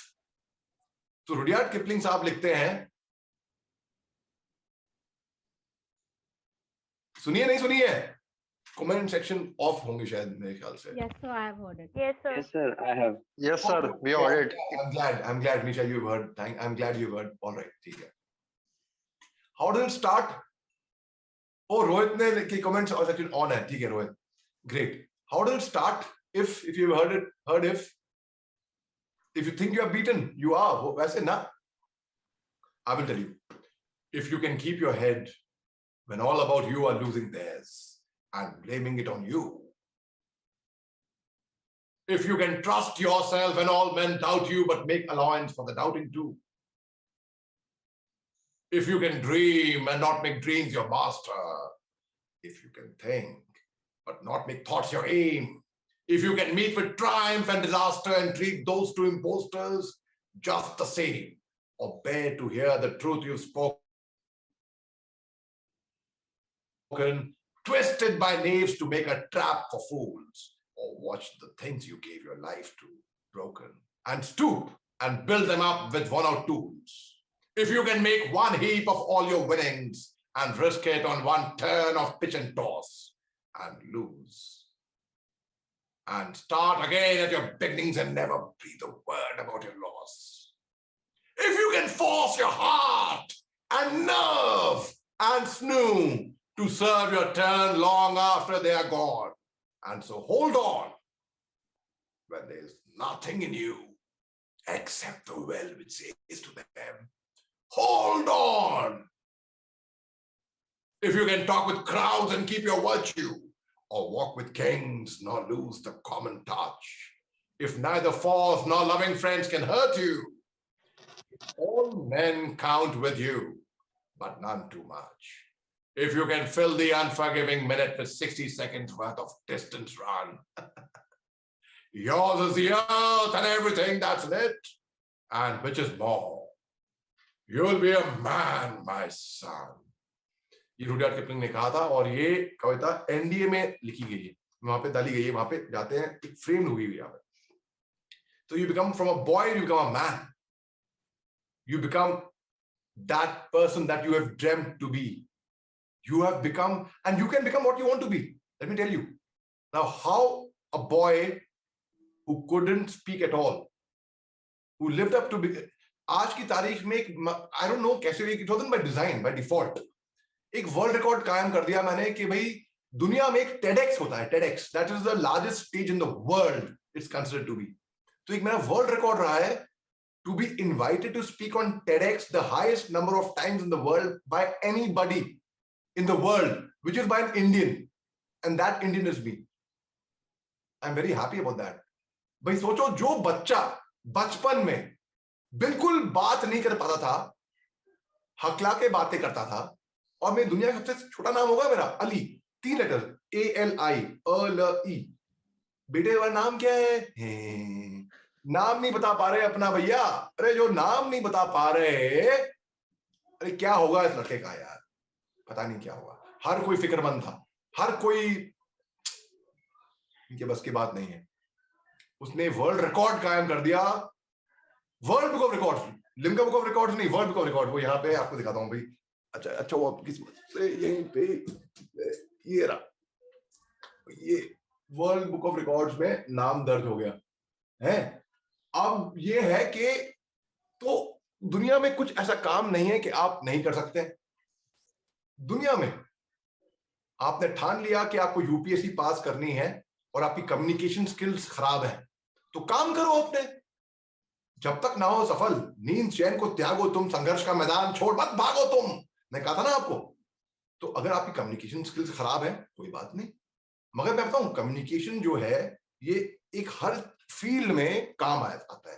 फौज में ही नहीं, कॉर्पोरेट में ही नहीं, IIT IIM में ही नहीं, पॉलिटिकल साइंस में ही नहीं, लीडरशिप में ही नहीं, हर जगह पे, मार्केटिंग पे ही नहीं। आपको कुछ बेचना है, अच्छा ठीक है, मैं बोलता हूं अभी आप सबको, ये सबके लिए चैलेंज है, ठीक है? आर्यन, आकाश, ड्रीमी गुप्ता, वनीशा, अर्पित, आयुष, भरत, विष्णु, प्रकाश, प्रभार, ऐश्वर्या, रियोजान, उत्पल, सौरभ, आदित्य, शशि, पीयूष, रोहित, अपूर्वा, सैयद, शमशुद्दीन, आदर्श, रोहित, रितेश, सबके लिए, मतलब जो फ्रंट पेज में उनके नाम मैंने पढ़ लिया, लग रहा है कि मैं स्कूल का कोई रोल कॉल पढ़ रहा हूं, मगर ना, रोल कॉल नहीं पढ़ा। आप सबके लिए एक चैलेंज है अभी, ठीक है? करोगे? तैयार है? Okay. Yes sir. Yes, sir. कल नेहरू सर के YouTube चैनल से उनका सबसे अच्छा वीडियो उठाओ अभी, और उसको इतना ज्यादा शेयर करो, इतना ज्यादा शेयर करो। मैं भी देखता हूं कि नंबर रिजल्ट बताएगा ना, मैं देखूंगा कि अभी आपके कितने नंबर थे, अभी आप लोगों में कितनी जान, जज्बात, कितना जुनून है, आपकी कन्विंसिंग पावर मैं देखना चाहता हूं। आप कल नेहरू साहब का सबसे अच्छा वीडियो दिखाओ, इसमें आपका योगदान होगा, आपकी सर्विस होगी उनके प्रति, जिनको वो वीडियो पहुंचेगा, जिनको वो वीडियो पहुंचेगा, आपका वो योगदान होगा, कंट्रीब्यूशन होगा, उनको अच्छी बातें सुनने में आएंगी। मैं देखता हूं आप में से कितने लोग उसको कितना ज्यादा शेयर करोगे, ठीक है? यहां पे लगा दो पहले लिंक और बताओ कितने व्यूज हैं अभी। देख, तो this is an acid test. अभी खामोश क्यों गए भैया? करके दिखाओ, करके दिखा दो, मैं मान जाऊंगा। हैं? शो सर अभी करना है, अभी स्टार्ट नाउ, अभी नहीं तो कभी नहीं। If not now then never. अगर सोचोगे ना अब तब में बात निकल जाएगी, कल हो जाएगा, परसों जाएगा। कबीर का दोहा है ना, कल करे सो आज कर, आज करे सो अब, पल में प्रलय होएगी, बहुरी करेगा कब। है? अभी करके दिखाओ, मैं मान जाऊंगा। अच्छा, रही बात ये, क्योंकि आपको तो बहुत आसानी भी तो है, अभी आपकी कैमरा भी ऑफ है, आप यहाँ पे भी कर रहे हो, आप इस पे भी कर सकते हो, आप कुछ भी कर सकते हो अभी। अच्छा, अब दूसरी बात है कि जो मेरा सपना था 26 जनवरी का, क्योंकि मेरी सिस्टर नहीं कर पाई थी, मेरे चाचा ने किया था, जब मैं फौज में आया मैं आपको एसएसबी का भी अपना एक्सपीरियंस बताऊंगा, मेरा जो पर्सनल तजुर्बा था पहले उसको बताता हूँ, उसके बाद जाएंगे 26 जनवरी, स्टेप बाय स्टेप जाता है। तो मैं एंट्रेंस टेस्ट मेरा मैं दिया था 2001 में, 2002 में मैं एक जेनपैक्ट कॉल सेंटर है दिल्ली में, उनके साथ मैं काम कर रहा था। तो अब मैं एग्जाम दे के मैं भूल गया था, I remember the date also, 19 अगस्त 2001 दिल्ली में एक सेंटर है, पता नहीं कहाँ पे, मेरे को मालूम नहीं था कहाँ पर है। मैं बड़ी मुश्किल से बस पकड़ के, कहाँ 10 बसें बदली होंगी मैंने, कहाँ पे हिचाई करी, कहाँ पे मैंने, ये कमेंट आ गया दीपक कुमार का, थैंक यू दीपक, यस। इस तरीके से अब मैं देखता हूँ कितनी जान है भाई। आ देखे जरा किसमें कितना है दम, बच के रखना कदम मेरे साथिया, बेचना गाता हूं मैं, मगर मैं इंटरनेशनल सिंगर भी हूं, एक इंटरनेशनल स्पीकर होने के अलावा मैं आपको बताऊंगा कैसे इंटरनेशनल सिंगर भी हूं, वो भी उस पर भी आएंगे। अभी बात ऐसी है, और तो मैं एकेडमी में, मतलब मैं फेल हो चुका था कई बार। अब मैं जेनपैक्ट मल्टीनेशनल कंपनी में काम कर रहा था, वहां से किसी ने बताया कि भैया यूपीएससी की रिजल्ट आउट हो गई है, सीडीएससी कमांड डिफेंस सर्विसेज की, जाके देख के आओ। यूपीएससी की ऑफिस शाहजहां रोड पे है दिल्ली में, इंडिया गेट के पास में। और मैंने कहा मैं चेक भी नहीं करूंगा, मैं तो फेल ही होऊंगा ना, मालूम है मेरे को क्या होने वाला है। तो फिर मैं गया भी नहीं। फिर मैंने कहा नहीं, एक बार देखाते हैं। जितनी मेरी शिफ्ट खत्म हुई, मैंने बस पकड़ी, मैं बहुत 2-3 घंटे की मोहलत ली अपने बॉस से, बस पकड़ के लटक के बिल्कुल बाहर करके मैं ढोलकवां पहुंचा, ढोलकवां से एक और बस पकड़ी मैंने इंडिया गेट की, इंडिया गेट में बस उतरी कॉपरनिकस मार्ग में, वहां से मैंने क्रॉस की रोड इंडिया गेट से, फिर यूपीएससी ऑफिस तक पहुंचा। जैसे यूपीएससी ऑफिस पहुंचा, मैं देखा बहुत भीड़ खड़ी थी वहां पे, और सब लोग नोटिस बोर्ड की तरफ देख रहे थे। मैं भी गया, और नोटिस बोर्ड पे मैंने देखा कि भाई मेरा तो नंबर, मेरा नाम कहीं पे नहीं था इसमें। क्यों नाम नहीं था? कि नाम किसी का नहीं होता, रोल नंबर होते हैं ना। फिर मेरा रोल नंबर मुझे दिखा नहीं, फिर मैंने एक पर्ची पे अपना नाम लिख के, रोल नंबर लिख के गया था, मैं पर्ची मिलाई, फिर भी नहीं देखा। क्यों नहीं देखा? क्योंकि असल में जो घबराहट हो रही होती है, वो चीज आपकी नजरों के सामने है, लेकिन आपको दिखती नहीं है। तो फिर भी नहीं देखा। फिर से मैंने देखा, मैं क्या देखा, मैं दंग रह गया बिल्कुल। मैं देखा कि मेरा रोल नंबर जो है, सबसे टॉप पे मेरा रोल नंबर लिखा हुआ है, और मुझे क्यों नजर नहीं आ रहा था, मैं नीचे से देखना शुरू किया था मैंने, नीचे नीचे नीचे नीचे नीचे करके। और फिर मैंने, एक भाई साहब खड़े थे मेरे वहां पे, मेरे कोर्समेट बाद में थे, वो एकेडमी में मेरे को मिले अकेडमी में, और मैंने उनसे पूछा, सौरभ भाई, अपने ये सौरभ भाई नहीं, सौरभ चौरसिया नहीं, अलग सौरभ भाई। मुझे तब मालूम नहीं था कि ये सौरभ भाई है, नाम मालूम नहीं था। भाई साहब ये बताओ, ये नाम जिनके नंबर जिनके लिखे हुए हैं, ये लोग दरअसल फेल हुए हैं कि पास हुए हैं? तो हंसने लगे, यार भाई साहब आप भी ना अच्छा मजाक कर लेते हैं यार, ये लोग पास हुए ना, जाहिर सी बात है, तभी तो इनके नाम है यहाँ पे। नहीं नहीं नहीं नहीं, ये लोग दरअसल फेल हुए हैं। क्या बात कर रहे हो यार? और जितने भी लोग थे वहां पे आसपास, सब मेरे को पीटने वाले थे बिल्कुल एक तरीके से, सबने मिल गए, क्या गुस्सा आ गया, फेल कैसे बोलते हैं, फेल हो गया? नहीं नहीं, मेरा नाम है ना इसमें। हाँ तो आप पास हुए हैं ना। मैं पास हो गया, मुझे इतनी खुशी हुई, आप यकीन नहीं मानेंगे दोस्तों, मैं ऑलरेडी अपने को इमेजिन कर रहा था कि कंधे पे 2 स्टार लग गए हैं, मैं ऑफिसर बन गया हूँ, अफसरान हिंद बन गए हैं। अब यूपीएससी ऑफिस जिसने भी देखी होगी, तो वहां पे एक दीवार थी, अब उसके ऊपर बाग वायर, और बाग वायर के ऊपर वो कांच नहीं होते, कांच शीशे, ताकि कोई कूदे ना उस पर, तो बाग वायर और कांच, और वहां पे गेट 100 मीटर दूर गेट। मेरे में इतनी पेशेंस नहीं थी कि मैं दौड़ते हुए जाऊं और गेट से निकलूं।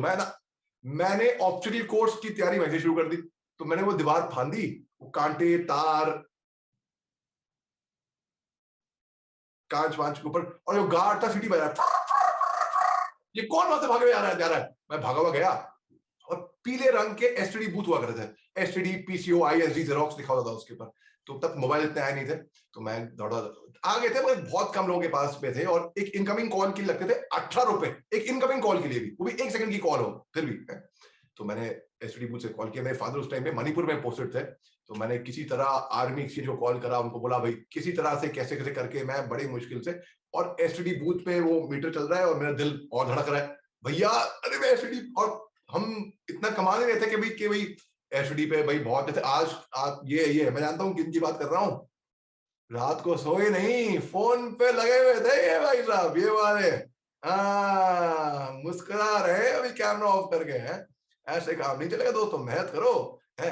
तो खैर, तो फिर मैंने कहा कि भाई एसपी से घर पे कॉल किया, नहीं फिर फाइनली मैं आई गॉट थ्रू।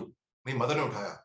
मैं मदर को क्या बोलता हूँ कि मैं लेफ्टिनेंट मोहम्मद अली शाह बोल रहा हूं। और लेफ्टिनेंट मेरे लिए वो रैंक थी जो किसी जनरल साहब से कम नहीं थी। जनरल लेफ्टिनेंट मतलब 2 स्टार लग गए, बस एम वो था कि भाई दुनिया जहां कब्जे में आ गई है भैया, काबू कर लिया है, आप सिकंदर बन चुके हो भाई, और कुछ नहीं चाहिए इसके अलावा। तो मेरी मदर बड़ी खुश हुई और मेरे को डर था केवल अपनी एंट्रेंस टेस्ट पास करने का। एसएसबी में दिल कह रहा था, मेरा दिल में था कि भाई मैं पास कर दूंगा किसी भी तरह। अच्छा, फिर एंट्रेंस की रिजल्ट आ गई, अब एसएसबी की कॉल आ गई और एसएसबी आई इलाहाबाद। तो मेरे सब दोस्त कहने लगे इलाहाबाद भैया वो रिजेक्शन सेंटर है, बड़े बड़े नाम, APJ Abdul Kalam supreme commander of the defence forces, वो अमिताभ बच्चन, इनका सिलेक्शन वहां से, ऐसा कहा, आई डोंट नो कितना सच है कितना नहीं होगा, शायद हमें बोला गया कि भाई उन लोगों का, हम उन लोगों को शाहरुख खान ने भी नाम बताया था, पता नहीं कि वो हमें मोटिवेट करने के लिए कि नहीं, मैं नहीं जानता, मगर ऐसा कहा कि अगर नहीं हुआ कोई बात नहीं, फिक्र मत करेगा। ठीक है, अब पहुंचे हम लोग इलाहाबाद, वहां पे नए नए दोस्त बनाए। आप यकीन नहीं मानेंगे, ऐसी दोस्ती हमने 4 दिन में बना दी।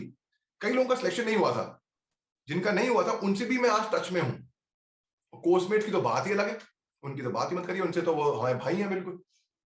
अच्छा, अब जब एसएसबी में पहुंचा तो नेहरू सर जैसे जीटीओ वहां पे बैठे हुए थे और हम लोग घबरा रहे थे, भैया पता नहीं रिजेक्ट ना कर दें, क्या होए, फिर साइकोलॉजिकल टेस्ट, साइकोलॉजिस्ट ना रिजेक्ट, अगर साइकोलॉजिस्ट रिजेक्ट कर देते हैं इसका मतलब ये नहीं कि भाई, जैसे हिंदुस्तान में एक स्टिग्मा है ना कि भाई साइकोलॉजिकल साइकेट्रिक प्रॉब्लम है मतलब पागल है, ना ऐसा नहीं है। वो मतलब साइकोलॉजी, लाइक नेहरू सर का एक वीडियो मैं देखा था, तो उनमें उस पर कहा है कि भाई के साइकोलॉजिस्ट ने रिजेक्ट कर दिया गया था। एक बड़ा अच्छा एक नौजवान आया था हैदराबाद से, जर्नलिस्ट था वो, और वो डिमोरलाइज हो गया था कि भाई ब्यूरोक्रेट्स, पॉलिटिकल सिस्टम, ये वो, मगर आर्मी को समझता था कि भाई वो सबसे क्लीन, सबसे अच्छी ऑर्गेनाइजेशन है, मगर साइकोलॉजिस्ट ने उसको रिजेक्ट कर दिया था क्योंकि ये समझ के कि भाई ये तो बड़े आइडियलिस्ट थॉट्स लेकर आया है और हो सकता है कि अगर ऐसा है नहीं तो ये डिसल्यूशन बड़े जल्दी हो जाएगा, ये फौज छोड़ना चाहेगा, तो इसलिए साइकोलॉजिस्ट ने मना कर दिया था। लेकिन बाकी सबने रिकमेंड किया था, कमांडेंट ने भी उसको फाइनली ओवररूल करके यूनानिमस डिसीजन लिया, उसको पास कर दिया गया था और वो ऑफिसर बना। वो हैदराबाद से आया था वो। अच्छा, और इत्तेफाक की बात ये है दोस्तों, जब मैं ये वीडियो देख रहा था, कहीं ना कहीं sir I could connect with it. क्यों?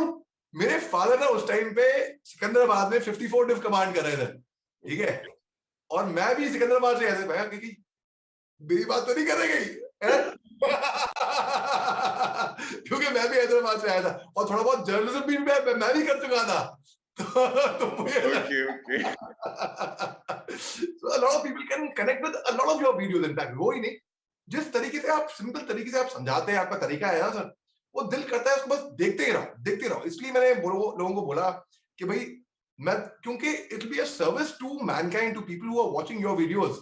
मैंने हर जगह पे मैंने इतना शेयर करता हूँ कि दबा कि मजा आ जाता है। आपके जनरल यश मोर सर के वीडियोस, मतलब अन अकेडमी के आपके जो वीडियो है, मतलब it is something real treat to watch and real value addition, सीखने को बहुत मिलता है and it's simple to watch. अच्छा, तो फिर मैंने कहा कि भाई अगर साइकोलॉजिस्ट रिएक्ट करते, मतलब ये नहीं कि भाई ज़हनी तौर पे प्रॉब्लम है, मतलब साइकोलॉजिस्ट को कुछ लग रहा है ना कि हो सकता है कि आप अगर होमसिक फील हुए, मैं तो बोर्डिंग स्कूल से आया था तो होमसिक की तो बात ही नहीं होती, मगर बहुत लोग होते हैं जिनको घर की याद आने लगती है। आप ऑपरेशन में जा रहे हो और आप अगर घर की याद, तो वो भी एक साइकोलॉजिस्ट उन सब चीजें देखते हैं। आप टीम प्लेयर हो कि नहीं हो, इंडिविजुअल हो, वो सब चीजें आप ऑफिसर लाइक क्वालिटीज हैं आप में, वो सब चीजें आपको वहां पे उस बेस पे आपका सिलेक्शन होता है और आप कितने पॉजिटिव थिंक करो। जैसे सर भी आप बता चुके होंगे, अगर आप कोई एक लेडी सो रही है और एक आदमी खड़ा हुआ है उसके बाजू में एक खंजर लेके, तो उसके बारे में क्या कहानी लिखोगे? ये नहीं लिखोगे कि उसको मारने आया है ना, वो उसको बचाने आया है। लेडी सो रही है तो कोई खतरा है तो आप उसको बचाने आए हो। अगर एक वर्ड फ्लैश हो गया स्टॉप, तो स्टॉप मतलब स्टॉप वर्किंग हार्ड ना। The policeman at the quadrangle was telling the defaulting traffic to stop. जो गलत कर रहा है उसको हमने स्टॉप कर दिया, तो स्टॉप, तो वो नेगेटिव वर्ड एक पॉजिटिव में कन्वर्ट हो गया। उस तरीके से आप ट्रेन में जा रहे हो भैया और ट्रेन में आग लग गई, क्या करोगे? सर मैं चेन खींच दूंगा, मैं ट्रेन से कूद जाऊंगा, मैं ये कर दूंगा, वो कर दूंगा, पुलिस को बुला लूंगा, फायर ब्रिगेड को बुला लूंगा। क्यों भाई? अरे क्यों भाई? ये किसने कह दिया कि पूरे ट्रेन में आग लग गई है? ट्रेन में आग लग गई है छोटी सी, बुझा दूंगा। तो आपका थॉट प्रोसेस, आप किस तरीके से सोचते हो, एक ऑफिसर की तरह सोचते हो कि नहीं सोचते हो, वो वहां पे देखते हैं, बहुत जरूरी है ये। और ये केवल यूपीएससी या आर्मी के लिए ही नहीं, ये हर जगह पे। और कम्युनिकेशन, अगेन कम्युनिकेशन मतलब आप सुनना सीखिए अच्छे तरीके से और आप समझिए कि वो सवाल क्या कर रहा है। जैसे कि आपने वो फिल्म देखी होगी जिसमें श्रीदेवी की बेटी है ना, वो फाइट अप पायलट बनती है, कौन सी फिल्म है वो? नेटफ्लिक्स पे आई थी 1-8 साल पहले, गुंजन सक्सेना। गुंजन सक्सेना। उसमें बोलते हैं कि आप खिड़की से जाइए और आप कूदिए बाहर, नहीं आप खिड़की पे चढ़िए और कूदिए। तो वो अकलमंदी से क्या करती है, वो खिड़की पे चढ़ती है और वो कूदती है, कमरे के अंदर ही कूदती है वो। तो आपका प्रेजेंस ऑफ माइंड, कौन बेवकूफ बोलेगा कि भाई आप जाके कूद जाओ पहली मंजिल से दूसरी मंजिल से, कोई किसी को, नो वन इज मैड ना। तो आपका प्रेजेंस ऑफ माइंड कि आप क्या कर रहे हो भाई। आप थके थकाए शाम को घर आए और आपने देखा एक लड़की है जो आपके कमरे में है और बिना कपड़ों के है, आप क्या करोगे भाई? 2 साल की बच्ची है, मेरी भांजी है, मैं उसको तैयार करूंगा, कपड़े पहनाऊंगा, बोलूंगा बेटा it's time for us to go for the party and we'll take for the party. तो आपके सोचने का तरीका देखते हैं हर जगह पे। आप जब सीढ़ी चढ़ के आए हैं, कितनी सीढ़ियां चढ़ी है आपने? 17-18। आपकी ऑब्जर्वेशन पावर, ऑब्जर्वेशन स्किल्स, और ये सब होता है कम्युनिकेशन में आता है। ये अक्सर लोग समझ नहीं पाते हैं। लोग सोचते हैं कि अच्छी फराट अंग्रेजी बोल दी, अच्छी कविता बोल दी तो अच्छे कम्युनिकेटर है ना। भाई गूंगे बहरे भी अच्छे कम्युनिकेटर हो सकते हैं। क्यों? वो कम्युनिकेट करते हैं साइन लैंग्वेज में। अक्सर फौज में क्या होता है, हम पेट्रोलिंग में गए या हम दुश्मन के इलाके में गए और अगर, तब तो हम बोल नहीं पाते ना, एम्बुश में बैठे हुए हैं, दुश्मन देख लेगा, सुन लेगा, तो हमको कम्युनिकेट करना पड़ेगा साइन लैंग्वेज में, पीछे आओ, रुको, थम। तो आप किस तरीके से वहां पे कम्युनिकेट करोगे? तो ये कम्युनिकेशन हर जगह पे जरूरी है दोस्तों, हर जगह पे। किसी भी फील्ड में जाओ, आप कम्युनिकेशन से दूर नहीं भाग सकते, सिंपल सी बात है भाई। और फर्ज करिए जैसे वक्त होता है, अगर मैंने बोल दिया कि भाई we will meet at 7 o'clock, 7 AM 7 PM, पता नहीं भाई। आपको मैं एक किस्सा सुनाता हूं, बड़ा मजाहिया किस्सा है ये, और ये भी असल कहानी है। ये सन 2005 की कहानी है। मैं नागालैंड में था, दीमापुर में, और I was ADC to GOC 3 corps. तो वहां पे जो कोर कमांडर साहब है उनका मैं एडीसी था, मैं उनके अंडर कमांड कर रहा था। वो मेरे बॉस थे। और इत्तेफाक की बात आपको बताऊं, आप हंसेंगे, आपको मजाहिया लगेगी, मजाहिया बात नहीं थी, बहुत भूत बन गया था मेरा, बहुत ही टफ टेन्योर था वो मेरा। और मेरे बॉस कौन थे? मेरे फादर थे। वो आर्मी के deputy chief of army staff के ओहदे से रिटायर हुए थे और वो तब कोर कमांड कर रहे थे, और मैं उनका एडीसी मेरे को नियुक्त किया था मेरे सीओ ने। तो वो गोल्फर है, मैं भी गोल्फर हूं। तब मैं कैप्टन था, उन्होंने मेरे को फोन किया, बोला कि कल सुबह को हम लोग गोल्फ खेलेंगे इतने बजे। यस सर, जी सर, जय हिंद सर। अब भाई अब सुबह का टी ऑफ था 5 बजे का है। मैं पहुंच गया गोल्फ कोर्स में। नॉर्मली अनुमान तौर पे एडीसी जाता है जनरल साहब के घर पे, उनके साथ गाड़ी में साथ में आता है गोल्फ कोर्स, लेकिन जनरल साहब ने कहा था मेरे को तुम डायरेक्ट गोल्फ कोर्स पे ही मिलना। तो मैं पहुंच गया वहां पे 4 बजे, क्योंकि मैं लेट नहीं हुआ था। और वहां पे जो इंजीनियर रेजिमेंट थी जो गोल्फ कोर्स देख रही थी, उनको मैं रात को उनके सीओ साहब से बात करके, गोल्फ कोर्स खुल चुका था, सब लोग जनरल साहब के आने का इंतजार कर रहे थे। और होता है क्लब प्रोफेशनल जो कि सिखाता है, जो देखभाल करता है। तो क्लब प्रो को मैंने बोला साहब मेरे को प्रैक्टिसिंग रेंज पे जाना है। प्रैक्टिसिंग रेंज पे मैं प्रैक्टिस करने लग गया। अब जनरल साहब आए, करेक्ट 5 बजे आए। वो उतरे, उन्हें क्लब प्रो को पूछा भाई वो कैप्टन अली साहब कहाँ है? साहब, कैप्टन साहब वेरी हार्ड वर्किंग साहब, वेरी वेरी हार्ड वर्किंग साहब। आपका जो टी ऑफ है सुबह 5 बजे का था, कैप्टन साहब सुबह 4 बजे के आए हुए हैं साहब। वहां प्रैक्टिस रेंज में जोर शोर से खूब दबा के प्रैक्टिस कर रहे हैं साहब। जन साहब बड़े खुश हुए, बड़े इंप्रेस हुए, आजा मैं भी जरा देख के आता हूँ भाई क्या प्रैक्टिस कर रहे हैं। तो जन साहब वहां पे आए, उन्होंने देखा, उन्होंने रंगे हाथ पकड़ा मेरे को। मेरे पास क्या था, मेरे पास गोल्फ सेट वहां पे नहीं था, तब नहीं आया था, गोल्फ बॉल भी नहीं थी, गोल्फ क्लब भी नहीं खड़ा हुआ था, मगर मेरे हाथ जो थे ना मेरे कमर के पीछे थे, मैं खड़ा हुआ प्रैक्टिस कर रहा हूँ, प्रैक्टिसिंग रेंज में। अरे what a shot sir, good shot sir, what a beauty sir, look at that ball sir. तो उन्होंने बोला यार हाँ कर रहे हो, तो भाई एकदम ऑन द लाइटर साइड। अच्छा, उसके बाद फिर एसएसबी में दोस्तों जब 4 दिन हो गए, जब हम मेडिकल में आ गए, तो हम हमारे जो वेस्ट थे उस पर एक प्लस साइन मिल गया हमको। और वो प्लस साइन देख के ना इतनी खुशी हो रही है, लग रहा है कि भाई लेफ्टिनेंट साहब बन गए, भाई लेफ्टिनेंट साहब बन गए। तो लेफ्टिनेंट साहब बनना था कि कोई ऊपर सैल्यूट मारे, बोले जय हिंद साहब, और साहब साला मैं तो साहब बन गया, उस टाइप की फीलिंग आ रही थी। ठीक है, तो जब मेडिकल में गए तो मेडिकल के टेस्ट पास होते गए, मगर एक ठप्पा लगा दिया गया मेरे मेडिकल डॉक्यूमेंट्स पे, जिसपे लिखा था रिजेक्टेड। मेरा दिल टूट गया दोस्तों, मुझे लगा भैया इतनी दूर चल के मैं यहाँ पे आया हूँ और मैं रिजेक्ट हो गया हूँ। मगर भाई एक होता है एलिवेटर पिच। अगर आपको कल को आप कहीं पे गए हो, मॉल में गए हो, मॉल नहीं होटल में गए हो, और वहां पे आपको अगर रतन टाटा या आनंद महिंद्रा या मुकेश अंबानी मिल जाए लिफ्ट के अंदर, लिफ्ट में कितना टाइम होता है हमारे पास, 7 सेकंड 8 सेकंड। आप उनको क्या बोलोगे कि वो आपके अंदर इन्वेस्ट करेंगे? या तो बोलो है सर मैं आपका बहुत बड़ा फैन हूं सर या तो आप एक सेल्फी पूछ लो, या तो कुछ आप एक ऐसा बोलो कि वो आपकी तरफ खुद चल एक आकर्षित हो जाए और बोले कि भाई मेरे को ये बंदा चाहिए। ऐसा क्या बोलोगे आप? तो वो होती है सेल्स पिच, एलिवेटर पिच। तो मैंने कहा भाई इनको टेम्परेरी रिजेक्शन मिल गया है। तो इलाहाबाद के जो मिलिट्री हॉस्पिटल है, तो वहां पे जो कमांडेंट साहब थे, जो सीओ साहब थे मिलिट्री हॉस्पिटल के, मुझे मालूम था कि वो 1:30 बजे निकल के अपने दफ्तर से अपनी गाड़ी की तरफ जाएंगे और बैठेंगे। उसमें 10 सेकंड होंगे मेरे पास, उस 10 सेकंड में वो अपना कमाल करना है। हालांकि जुगाड़ उगाड़ कुछ ये काम नहीं करता है, लेकिन कुछ हर्जा नहीं है। मैं कहा भाई हिंदुस्तान में लोग कहते हैं कि सब कुछ जुगाड़ चलता है, मगर ऐसा हर बार जरूरी नहीं है दोस्तों। तो मैं कहा भाई मैं ट्राई करता हूँ। और जब कमांडेंट साहब निकले दफ्तर से, तो इट्स अगेंस्ट द प्रोटोकॉल्स, मैं किसी को एडवाइस नहीं करूंगा ये करने का, मगर मेरे में वो बात थी, मैं एक आग थी मेरे में, नहीं मेरे को, मेरा दिल रो रहा था कि भाई मेरे को कहते ना, अगर किसी, शाहरुख खान ने कहा है ओम शांति ओम में, अगर किसी चीज को पूरी शिद्दत और सच्चे दिल से चाहो तो पूरी कायनात आपको उससे मिलाने में लग जाती है, तो खुद ब खुद चीजें होती हैं फिर।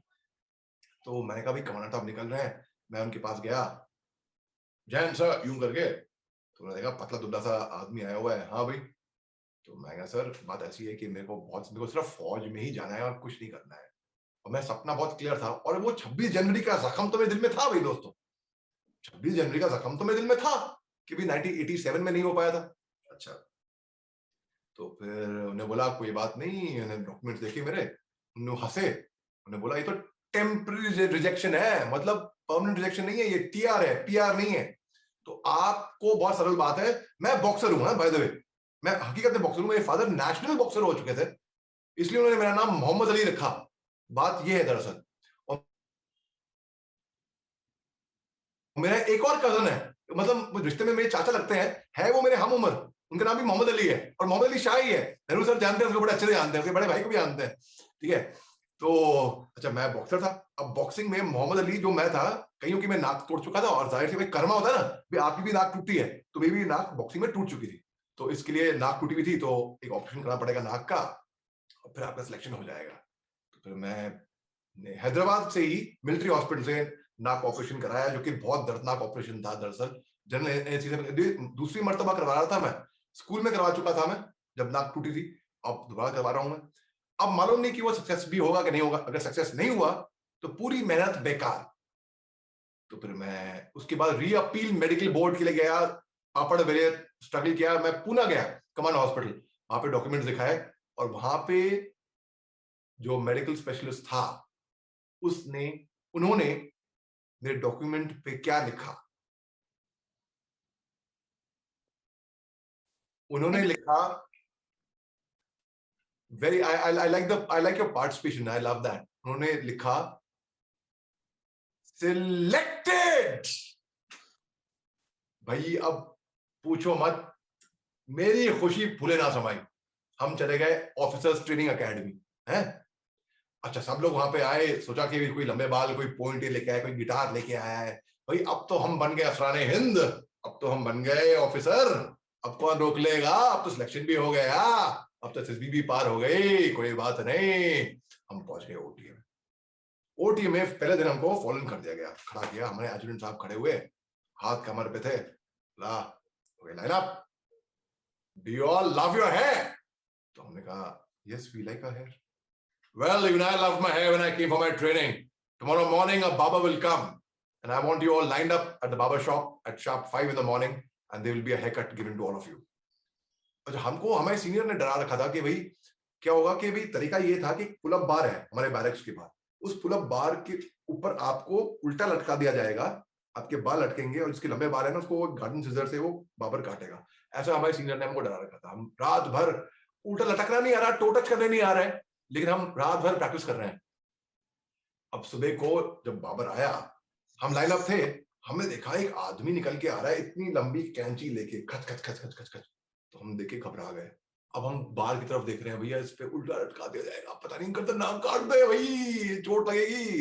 तो उस पे हम, अच्छा, मगर वो था गार्डनर है, वो बाबर नहीं था, वो आया था अपना काम करने के लिए। तो हमें दिल में डर था। फिर एक बाबर आया, हमको एक ऑफिसर लाइक तरीके से बिठाया, गले में पूरा, मतलब जितना आपको एक 5 स्टार होटल में नहीं ऐसा मिलेगा सलून में, उस तरीके का हेयरकट हुआ। दरअसल सच में प्रॉपर स्टाइल में हमें लगा, अरे बाप, और बाल उड़ गए पूरे हैं। और जितने लेडी कैडेट्स थे वो भी मतलब गंजे, बिल्कुल टकले, लंबे बाल, सबकी जुल्फें उड़ गई। फिर हम एक लाइन बना के हम बैरक्स तरफ दौड़ते हुए जा रहे हैं, और एक बहुत ही सीनियर ऑफिसर थे जिनकी एक बहुत ही खूबसूरत बेटी थी। हम एक शाम पहले उनको देख चुके थे। अब वो और उनकी बेटी जो सीनियर ऑफिसर थे हमारी तरफ गुजर रहे थे और हम उनकी तरफ से गुजर रहे थे। तो हम में से एक बदमाश कैडेट था, जेंटलमैन कैडेट तो एनडी में होते हैं, उसके बाद जैसे ओटीए में या आईएमए में gentleman cadet, you expected to be a gentleman. मगर हमारे से उम्मीद की जा रही है हम जेंटलमैन है। सोचो कैसा जेंटलमैन होगा भैया, जब सीनियर ऑफिसर गुजर रहे हैं अपनी बेटी के साथ, हम में से एक कैडेट, क्योंकि हम एक से दिख रहे थे ना, उस कैमोफ्लेज कंसीलमेंट का फायदा उठा के बोलते हैं, guys the beauty and the beast. तो भाई जो सीनियर ऑफिसर थे ना, वो टर्न करे, बोला बड़ी jokers, come here, all of you come here, go your hands for pushups. तो हम चेन्नई में ओटीए में हम चले गए पुशअप्स के लिए, पुशअप 1 घंटे का रगड़ा पट्टी हुई, पसीने छूट गया भैया, खाल उधर गई हमारी। फिर पूछते हैं, come on you bunch of jokers, on up, which of you dared to call my daughter a beast? हमने कहा calling his daughter a beast, हमें तो हंसी छूट गई। मगर खैर रगड़ा पट्टी के बाद हम वापस गए, नहाए धोए, क्लासरूम में बैठे, वो ट्रेनिंग शुरू हो गई। ठीक है। अब भाई ट्रेनिंग के दौरान दोस्तों एक टेस्ट ऐसा था, मैं मिलिट्री स्कूल से आया था, एनसीसी करके आया था। और अच्छा मजे की बात यह है, मेरे फादर जब हैदराबाद में थे, सिकंदराबाद में जनरल साहब थे उस टाइम पे, तो उन्होंने उस्ताद लगा रखे थे मेरे पीछे, जो कि मेरे को ड्रिल सिखाएंगे, पीटी सिखाएंगे, ऑलरेडी ट्रेनिंग देके मेरे को फिर अकेडमी में आऊंगा। तो जो जॉब थी मेरी मल्टीनेशनल कंपनी में, वो छुड़वाई मेरे से, और ट्रेनिंग मेरा दिन शुरू होता था सुबह 4 बजे को, अकेडमी से पहले, ताकि अकेडमी जाके मैं अच्छा करूंगा। अच्छा, तो रनिंग में सुपर एक्सीलेंट, फायरिंग में सुपर एक्सीलेंट। जब मैं 11 साल का था, मेरे फादर ने मेरे को मेरे बर्थडे पे एयरगन गिफ्ट की थी। उन्होंने एक पहले गुलेल बनाई मेरे लिए जब मैं 9 साल का था, बोला अगर तुम एक कुछ इससे खाने वाला जानवर अगर मारोगे तब मैं तुमको एक एयरगन गिफ्ट करूंगा, तभी। तो और मेरे को एयरगन चाहिए थी, और मैं हूं वेजिटेरियन। वैसे मजे की बात यह है, नाम मेरा है मोहम्मद अली शाह, मैं हूं वेजिटेरियन। नाम मेरा है मेजर मोहम्मद अली शाह, और मैं दारू भी नहीं पीता। तो ये कितनी आयरॉनिकल बात हुई उस तरीके से दोनों तरफ। खैर, तो फिर मेरे को एयरगन मिली अपनी 11th बर्थडे पे, और तब से मेरे को बहुत वो शौक था एक अच्छा गन शॉट होने का। अब अकेडमी में रनिंग में सुपर एक्सीलेंट, फायरिंग में सुपर एक्सीलेंट, हर टेस्ट में सुपर एक्सीलेंट। पर एक टेस्ट ऐसा था दोस्तों, यहाँ पे पहले अटेम्प्ट में फेल, दूसरे अटेम्प्ट में फेल, तीसरे अटेम्प्ट में फेल, फिर मिड टर्म ब्रेक हुई, सारे कैडेट्स अपने घर गए, जेंटलमैन कैडेट्स, और सब बांध के अपना बैग जा रहे हैं। मेरे को अनुमति, इजाजत, परमिशन नहीं मिली घर जाने की। मैं एकेडमी में ही रुका रहा। सारे मेरे दोस्त, सारे जेंटलमैन कैडेट घर चले गए और मैं सुनसान अकेला एकेडमी में वहां पे निराश होकर वहां बैठा हुआ हूं। और मेरे पास पनिशमेंट्स भी हो गए थे और मैं उस टेस्ट की तैयारी कर रहा हूं। एकेडमी खुली, छुट्टियां खत्म होने के बाद सब रिफ्रेश होके घर आए, गले मिल रहे हैं, बैग रख रहे हैं, और मैं एकेडमी में ही था, निराश हो गए। तो सबसे मिला मैं। चौथा अटेम्प्ट हुआ, उसमें भी फेल। प्रैक्टिस करने के बाद, एकेडमी में रुकने के बाद है, पांचवें अटेम्प्ट में फेल, छठे अटेम्प्ट में फेल। और ये टेस्ट ऐसा था, इसको कहते हैं DST, drill square test, marching test, कि अगर आपने ये टेस्ट पास कर लिया तो आपको एक लाइन यार्ड मिलता है।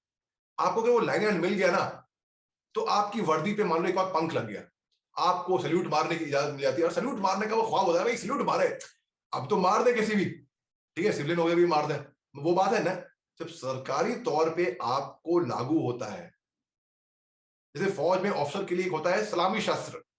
सलामी शस्त्र लेफ्टिनेंट कैप्टन को लागू नहीं है, मेजर साहब को लागू है। और मुझे ये मालूम था कि भाई मैं फौज में आ तो रहा हूं, लेकिन केवल 5 साल के लिए आ रहा हूं शॉर्ट सर्विस कमीशन करने के लिए, क्योंकि मुझे तजुर्बा चाहिए फौज में आने का। कुछ देश ऐसे जैसे कि इजराइल, सिंगापुर, कोरिया, वहां पे आपको 4 साल फौज में देने ही पड़ते हैं। तो मैं क्यों ना फौज में, हिंदुस्तान में हमारे देश में कमी कहां पे है मैं बताऊं। हमारा देश बहुत अच्छा है, एकता है, सबको अच्छी बात है। हमारे देश में कमी है केवल अनुशासन में, डिसिप्लिन में। We as Indians need a dose of discipline actually. कहीं पे कोई हो तो मेला मचा देते हैं हम लोग, हैं। अगर हमें वो अनुशासन आ जाए, हमें सीखना चाहिए फौज से, फौज में क्या हो रहा है। सबसे बेहतरीन, clean, secular, non biased organisation है इंडियन आर्मी। इंडियन आर्मी जो मैं बोलता हूं, मैं आर्मी, नेवी, एयरफोर्स भी बोलता हूं, इंडियन डिफेंस सर्विसेज। मतलब मैं आर्मी से हूं तो मैं आर्मी एग्जाम देता हूं इसलिए। अच्छा, अब जब मैं छठे अटेम्प्ट में भी फेल हो गया, एक खास टेस्ट रखा गया मेरे लिए डीएसटी का, जहां पे एडजुटेंट साहब आए, ड्रिल साथ खड़े हुए हैं, और मेरे साथ में एक और मेरे कोर्समेट थे, वो भी मेरी रेजिमेंट के बाद में आए, रेजिमेंट ऑफ आर्टिलरी। सो वो भी फेल, मैं भी फेल। अब स्पेशल टेस्ट में भी मैं फेल हो गया। तो मेरा मार्चअप अमूमन तौर पे एकेडमी में मार्चअप होता है प्लाटून कमांडर के पास, कंपनी कमांडर के पास, एडजुटेंट के पास, बटालियन कमांडर के पास है। मेरा मार्चअप कहां पे हुआ? ओटीए में एक व्हाइट हाउस है, व्हाइट हाउस जैसे अमेरिका में प्रेसिडेंट रहता है ना, वहां पे कमांडेंट साहब की ऑफिस है, कमांडेंट जनरल साहब के पास मेरा मार्चअप हुआ भैया। जनरल सुखदेव अवस्थी साहब थे पंजाब, ये तो मैं राजपूत रेजिमेंट के थे, बड़े अच्छे सॉलिड ऑफिसर। तो मेरा मार्चअप हुआ उनके पास। एडजुटेंट भी थे, सूबेदार मेजर भी थे, मेरे company commander, platoon commander, battalion, सब लोग। जाहिर सी बात है ना, अगर कमांडेंट साहब की बात हो रहा है तो पूरे सब लोग सब सैल्यूट। मार्चअप हुआ तो वो मेरा रिपोर्ट कार्ड पढ़ते हैं, बोलते हैं बेटा, I have your report card before me. You're doing very well. You're doing exceedingly well. I'm very proud of you. You are super excellent in all your tests. Super excellent. Excellent winning. But there's one particular test. You are failing repeatedly. बरकरार तुम्हारी performance इसमें fail होती रही है, consistent. क्या बात है? Problem क्या है? मैं समझ जाता हूँ प्रॉब्लम क्या है। अब घबराओ मत। मैं सावधान में था। उन्होंने मेरे को आराम से थोड़ा एटीज किया, विश्राम में किया, मार्चअप में, और बोला प्रॉब्लम क्या है। और ये भी पूछा बैठोगे? मैंने नहीं सर, मैं कहा सर, जब मैं ट्रेनिंग करने आ रहा था फौज की, मेरे फादर जो भी जनरल साहब हैं, उन्होंने ये कहा था, बेटा एकेडमी में अच्छा करना, हमारा नाम रोशन करना। मगर सबसे जरूरी बात उन्होंने जो कही थी वो ये थी, but always remember to keep your performance consistent. तो वही मैं अपने फादर की एडवाइस फॉलो करता बस, इसलिए मैं वो उसमें कंसिस्टेंट, मेरी परफॉर्मेंस कंसिस्टेंट थी। तो खूब हंसे, यार कमाल का आदमी है यार, बड़ा चैप यार, बड़ा सेंस ऑफ ह्यूमर, धक्के मारो, पुशअप लगाओ, पास करो, कमान कमान कमान कमान। तो रात भर मेरा रगड़ा पट्टी चला। 2 दिन के बाद वो टेस्ट में मैं पास हो गया, या तो पास हुआ या तो पास करा दिया गया, वो आज तक मेरे को मालूम नहीं पड़ा। ठीक है, अब मगर दोस्तों शर्त ये थी, जब पासिंग आउट परेड होती है, जो पीओपी होती है, जो एक बहुत शान का अवसर माना जाता है और है भी, उसमें मेरे को अनुमति, इजाजत, परमिशन नहीं मिली कि मैं अपने कोर्समेट्स के साथ पासिंग आउट परेड में मैं उनके साथ शरीक हूं ना। मेरे को बोला गया मेरे उस्ताद ने कि आप खड़े रहेंगे बाहर, अपना हाथ कमर पे डालेंगे और बोलेंगे मैं बॉन्ड हूं। लोग ढक्कन हो, मैं ढक्कन शब्द नहीं था वो, आप सब खुद समझ लिए क्या शब्द होगा, ठीक है। मैं बॉन्ड हूं, तुम सब ढक्कन हो। और आप सोच सकते हैं मेरे दिल पे क्या गुजर रही होगी उस वक्त। सोचिए भाई, मेरी एकेडमी वहां पे रगड़ा खा रही है मेरे नजरों के सामने, और मेरे को रगड़ा से अलग अलग कर रखा है और बोला है कि तुम ड्रिल में शामिल नहीं होगे। हालांकि मेरे सारे टेस्ट सुपर एक्सीलेंट, बीपीटी हो, पीपीटी हो, चाहे कुछ भी हो, सुपर एक्सीलेंट में पास थे मेरे। अच्छा, उसके बाद फिर कमीशन हो गई। 6 सितंबर 2003 को मैं कमीशन हो गया, मैं ऑफिसर बन गया, मैं लेफ्टिनेंट साहब बन के। अच्छा, मेरे फादर जनरल साहब आए थे पासिंग आउट परेड में, मेरे अंकल जो आर्मी में है वो भी आए थे, मेरे ब्रदर इन लॉ जो नेवी में है वो भी आए थे, जो भी हमारे रिश्तेदार हैं, हमारे दोस्त लोग हैं जो फौज में है, अपनी वर्दी डाल के आए थे स्टाइल में। और मैं खंबे के पीछे छुप गया। मैं बताया नहीं किसी को भी कि भी मैं पासिंग आउट परेड में शरीक नहीं होऊंगा। मैंने बोला कि भी मैं मिडिल लाइन में कहीं पे कहीं ना कहीं होऊंगा। और लोग मेरे से उम्मीद बिठाए रखे थे कि भाई तुम स्वॉर्ड ऑफ ऑनर जीत के आना, तुम टॉपर बनना, तुम ये बनना, स्वॉर्ड लेके पास आउट होना, ये वो। मेरे फादर खुद अपॉइंटमेंट थे एनडीए में भी, आईएमए में भी। और तो लोगों को लगता है ना कि भाई अमूमन तौर पे कि भाई आप साथ एक्सपेक्टेशन बढ़ जाती है। और मैं छुपा हुआ था, तो मेरे से पूछा गया तुम कहाँ पे थे? तो दूरबीन लेके बैठे थे भैया, दूरबीन लेके हैं। तो मैं बोला कि भाई मैं बीच में मिडिल लाइन में यहाँ पे कहीं पे था, ये वो। तो फिर झूठ कब तक बोलोगे, आखिर सच तो निकल ही आता है। तो मैं सच बोला। तो मैं बोला कि भी मैं, दरअसल बात ऐसी है कि मैं पासिंग आउट परेड में नहीं शरीक हुआ, ये प्रॉब्लम थी। तब निराश हुए, लेकिन चलो कोई बात नहीं, शुक्र है कि भाई अपना ऑफिसर तो बन गया कम से कम। मेरा तबादला हो गया जम्मू कश्मीर में। पहले 2 साल मैंने काटे लाइन ऑफ कंट्रोल में अपने पलटन के साथ, जहां की मेरी पोस्ट पाकिस्तान की पोस्ट से 30 मीटर के फासले पे थी। कितने? 30 मीटर। आप एक गेंद, एक पत्थर भी मारेंगे तो वहां पे खट से आपको आवाज आ जाएगी। 30 मीटर केवल। यहाँ पे हमारी पोस्ट, हमारा झंडा लहरा रहा है, यहाँ पे आखिरी उनकी पोस्ट, उनका झंडा लहरा रहा है। अब बात ऐसी है कि कंटिजेंसी प्लानिंग शुरू हुई कि जो जैसे सर्जिकल स्ट्राइक्स होती है ना, वैसे होता है bat action, battle action team. Surgical strikes तो अभी हमने हाल ही में सीखा कुछ किसी साल पहले, मगर ये ट्रांस बॉर्डर रेड्स को कहते हैं, ये सदियों से चलती आई है असल में। तो अगर ट्रांस बॉर्डर रेड हो गई, बैट एक्शन हो गया, तो क्या होगा? और बॉर्डर पे अक्सर ऐसा होता है। हमारे टाइम पे भी 2003 में हमारे साथ इन्फेंट्री बटालियन थी, वहां पे हुआ यूं था कि उनके ऊपर बैट एक्शन हो गया था। और पाकिस्तान के रेंजर्स, उनके फौजी आए थे और वो सर काट लेते हैं सीधा।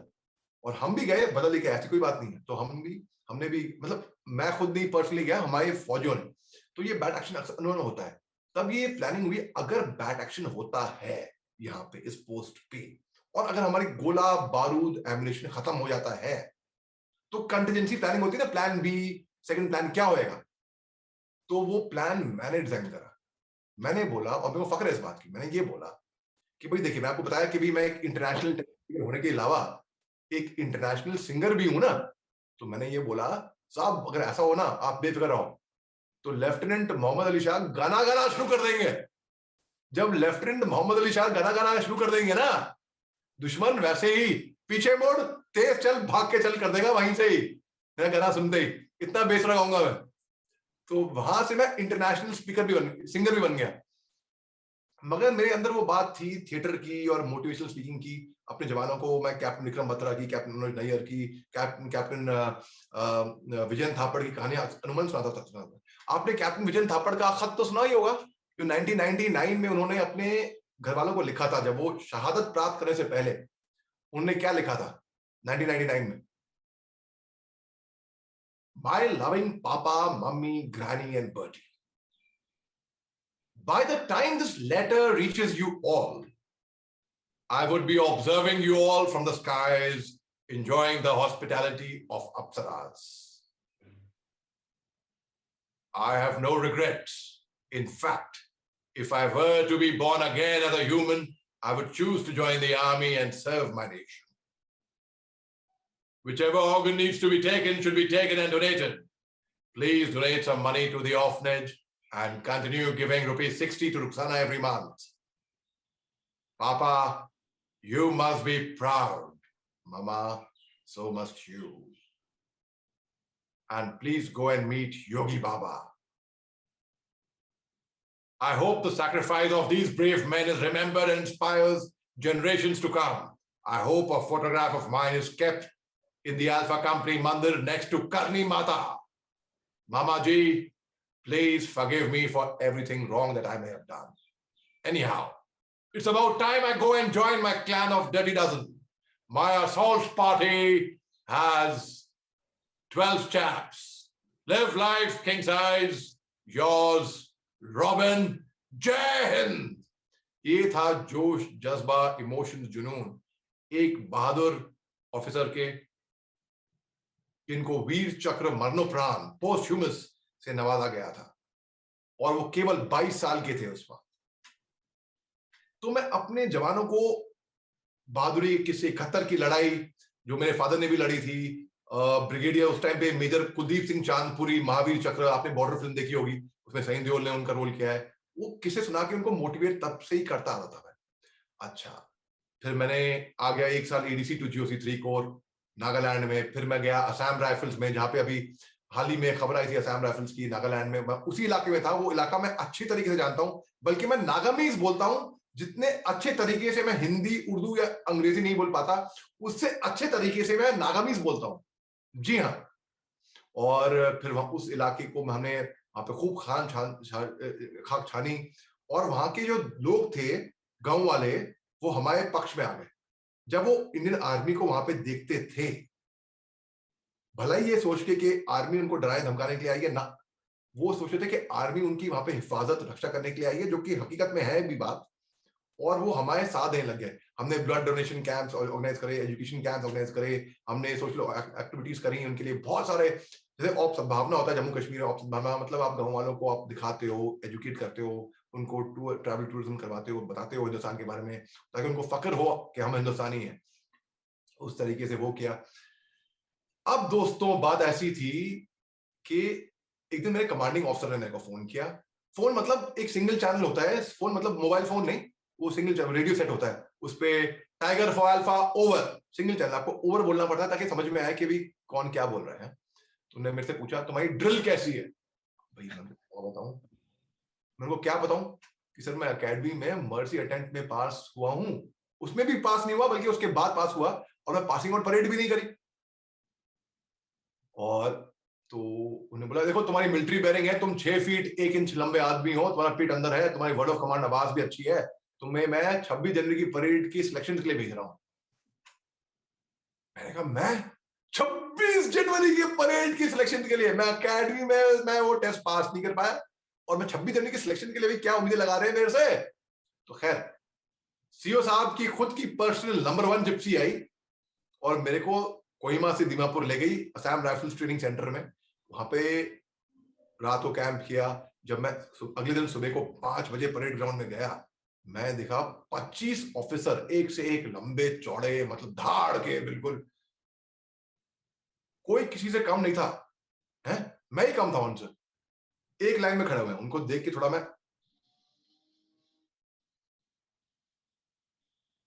घबरा गया था कि भाई इनके आगे तो मेरा कोई नंबर नहीं लाएगा। और सिलेक्शन शुरू हुआ मार्चिंग करने का। तो 25 में से 10, 10 में से 5, 5 में से 3, और मेरा नाम आया पहले 3 अफसरों में से। अब 3 में से 2 अफसर जाने हैं दिल्ली परेड करने के लिए। उन 2 अफसरों में भी मेरा नाम आ गया, मगर मेरा नाम नंबर 2 में था, नंबर 1 में नहीं था। कैप्टन सूद साहब का नाम नंबर 1 में था, परेड कमांडर। मैं एडम ऑफिसर सिलेक्ट हुआ था। क्यों? क्योंकि मेरा जोश, जज्बा, जुनून इतना था ना कि मैं सच्चे दिल से चाह रहा था कि ये हो जाए मेरा।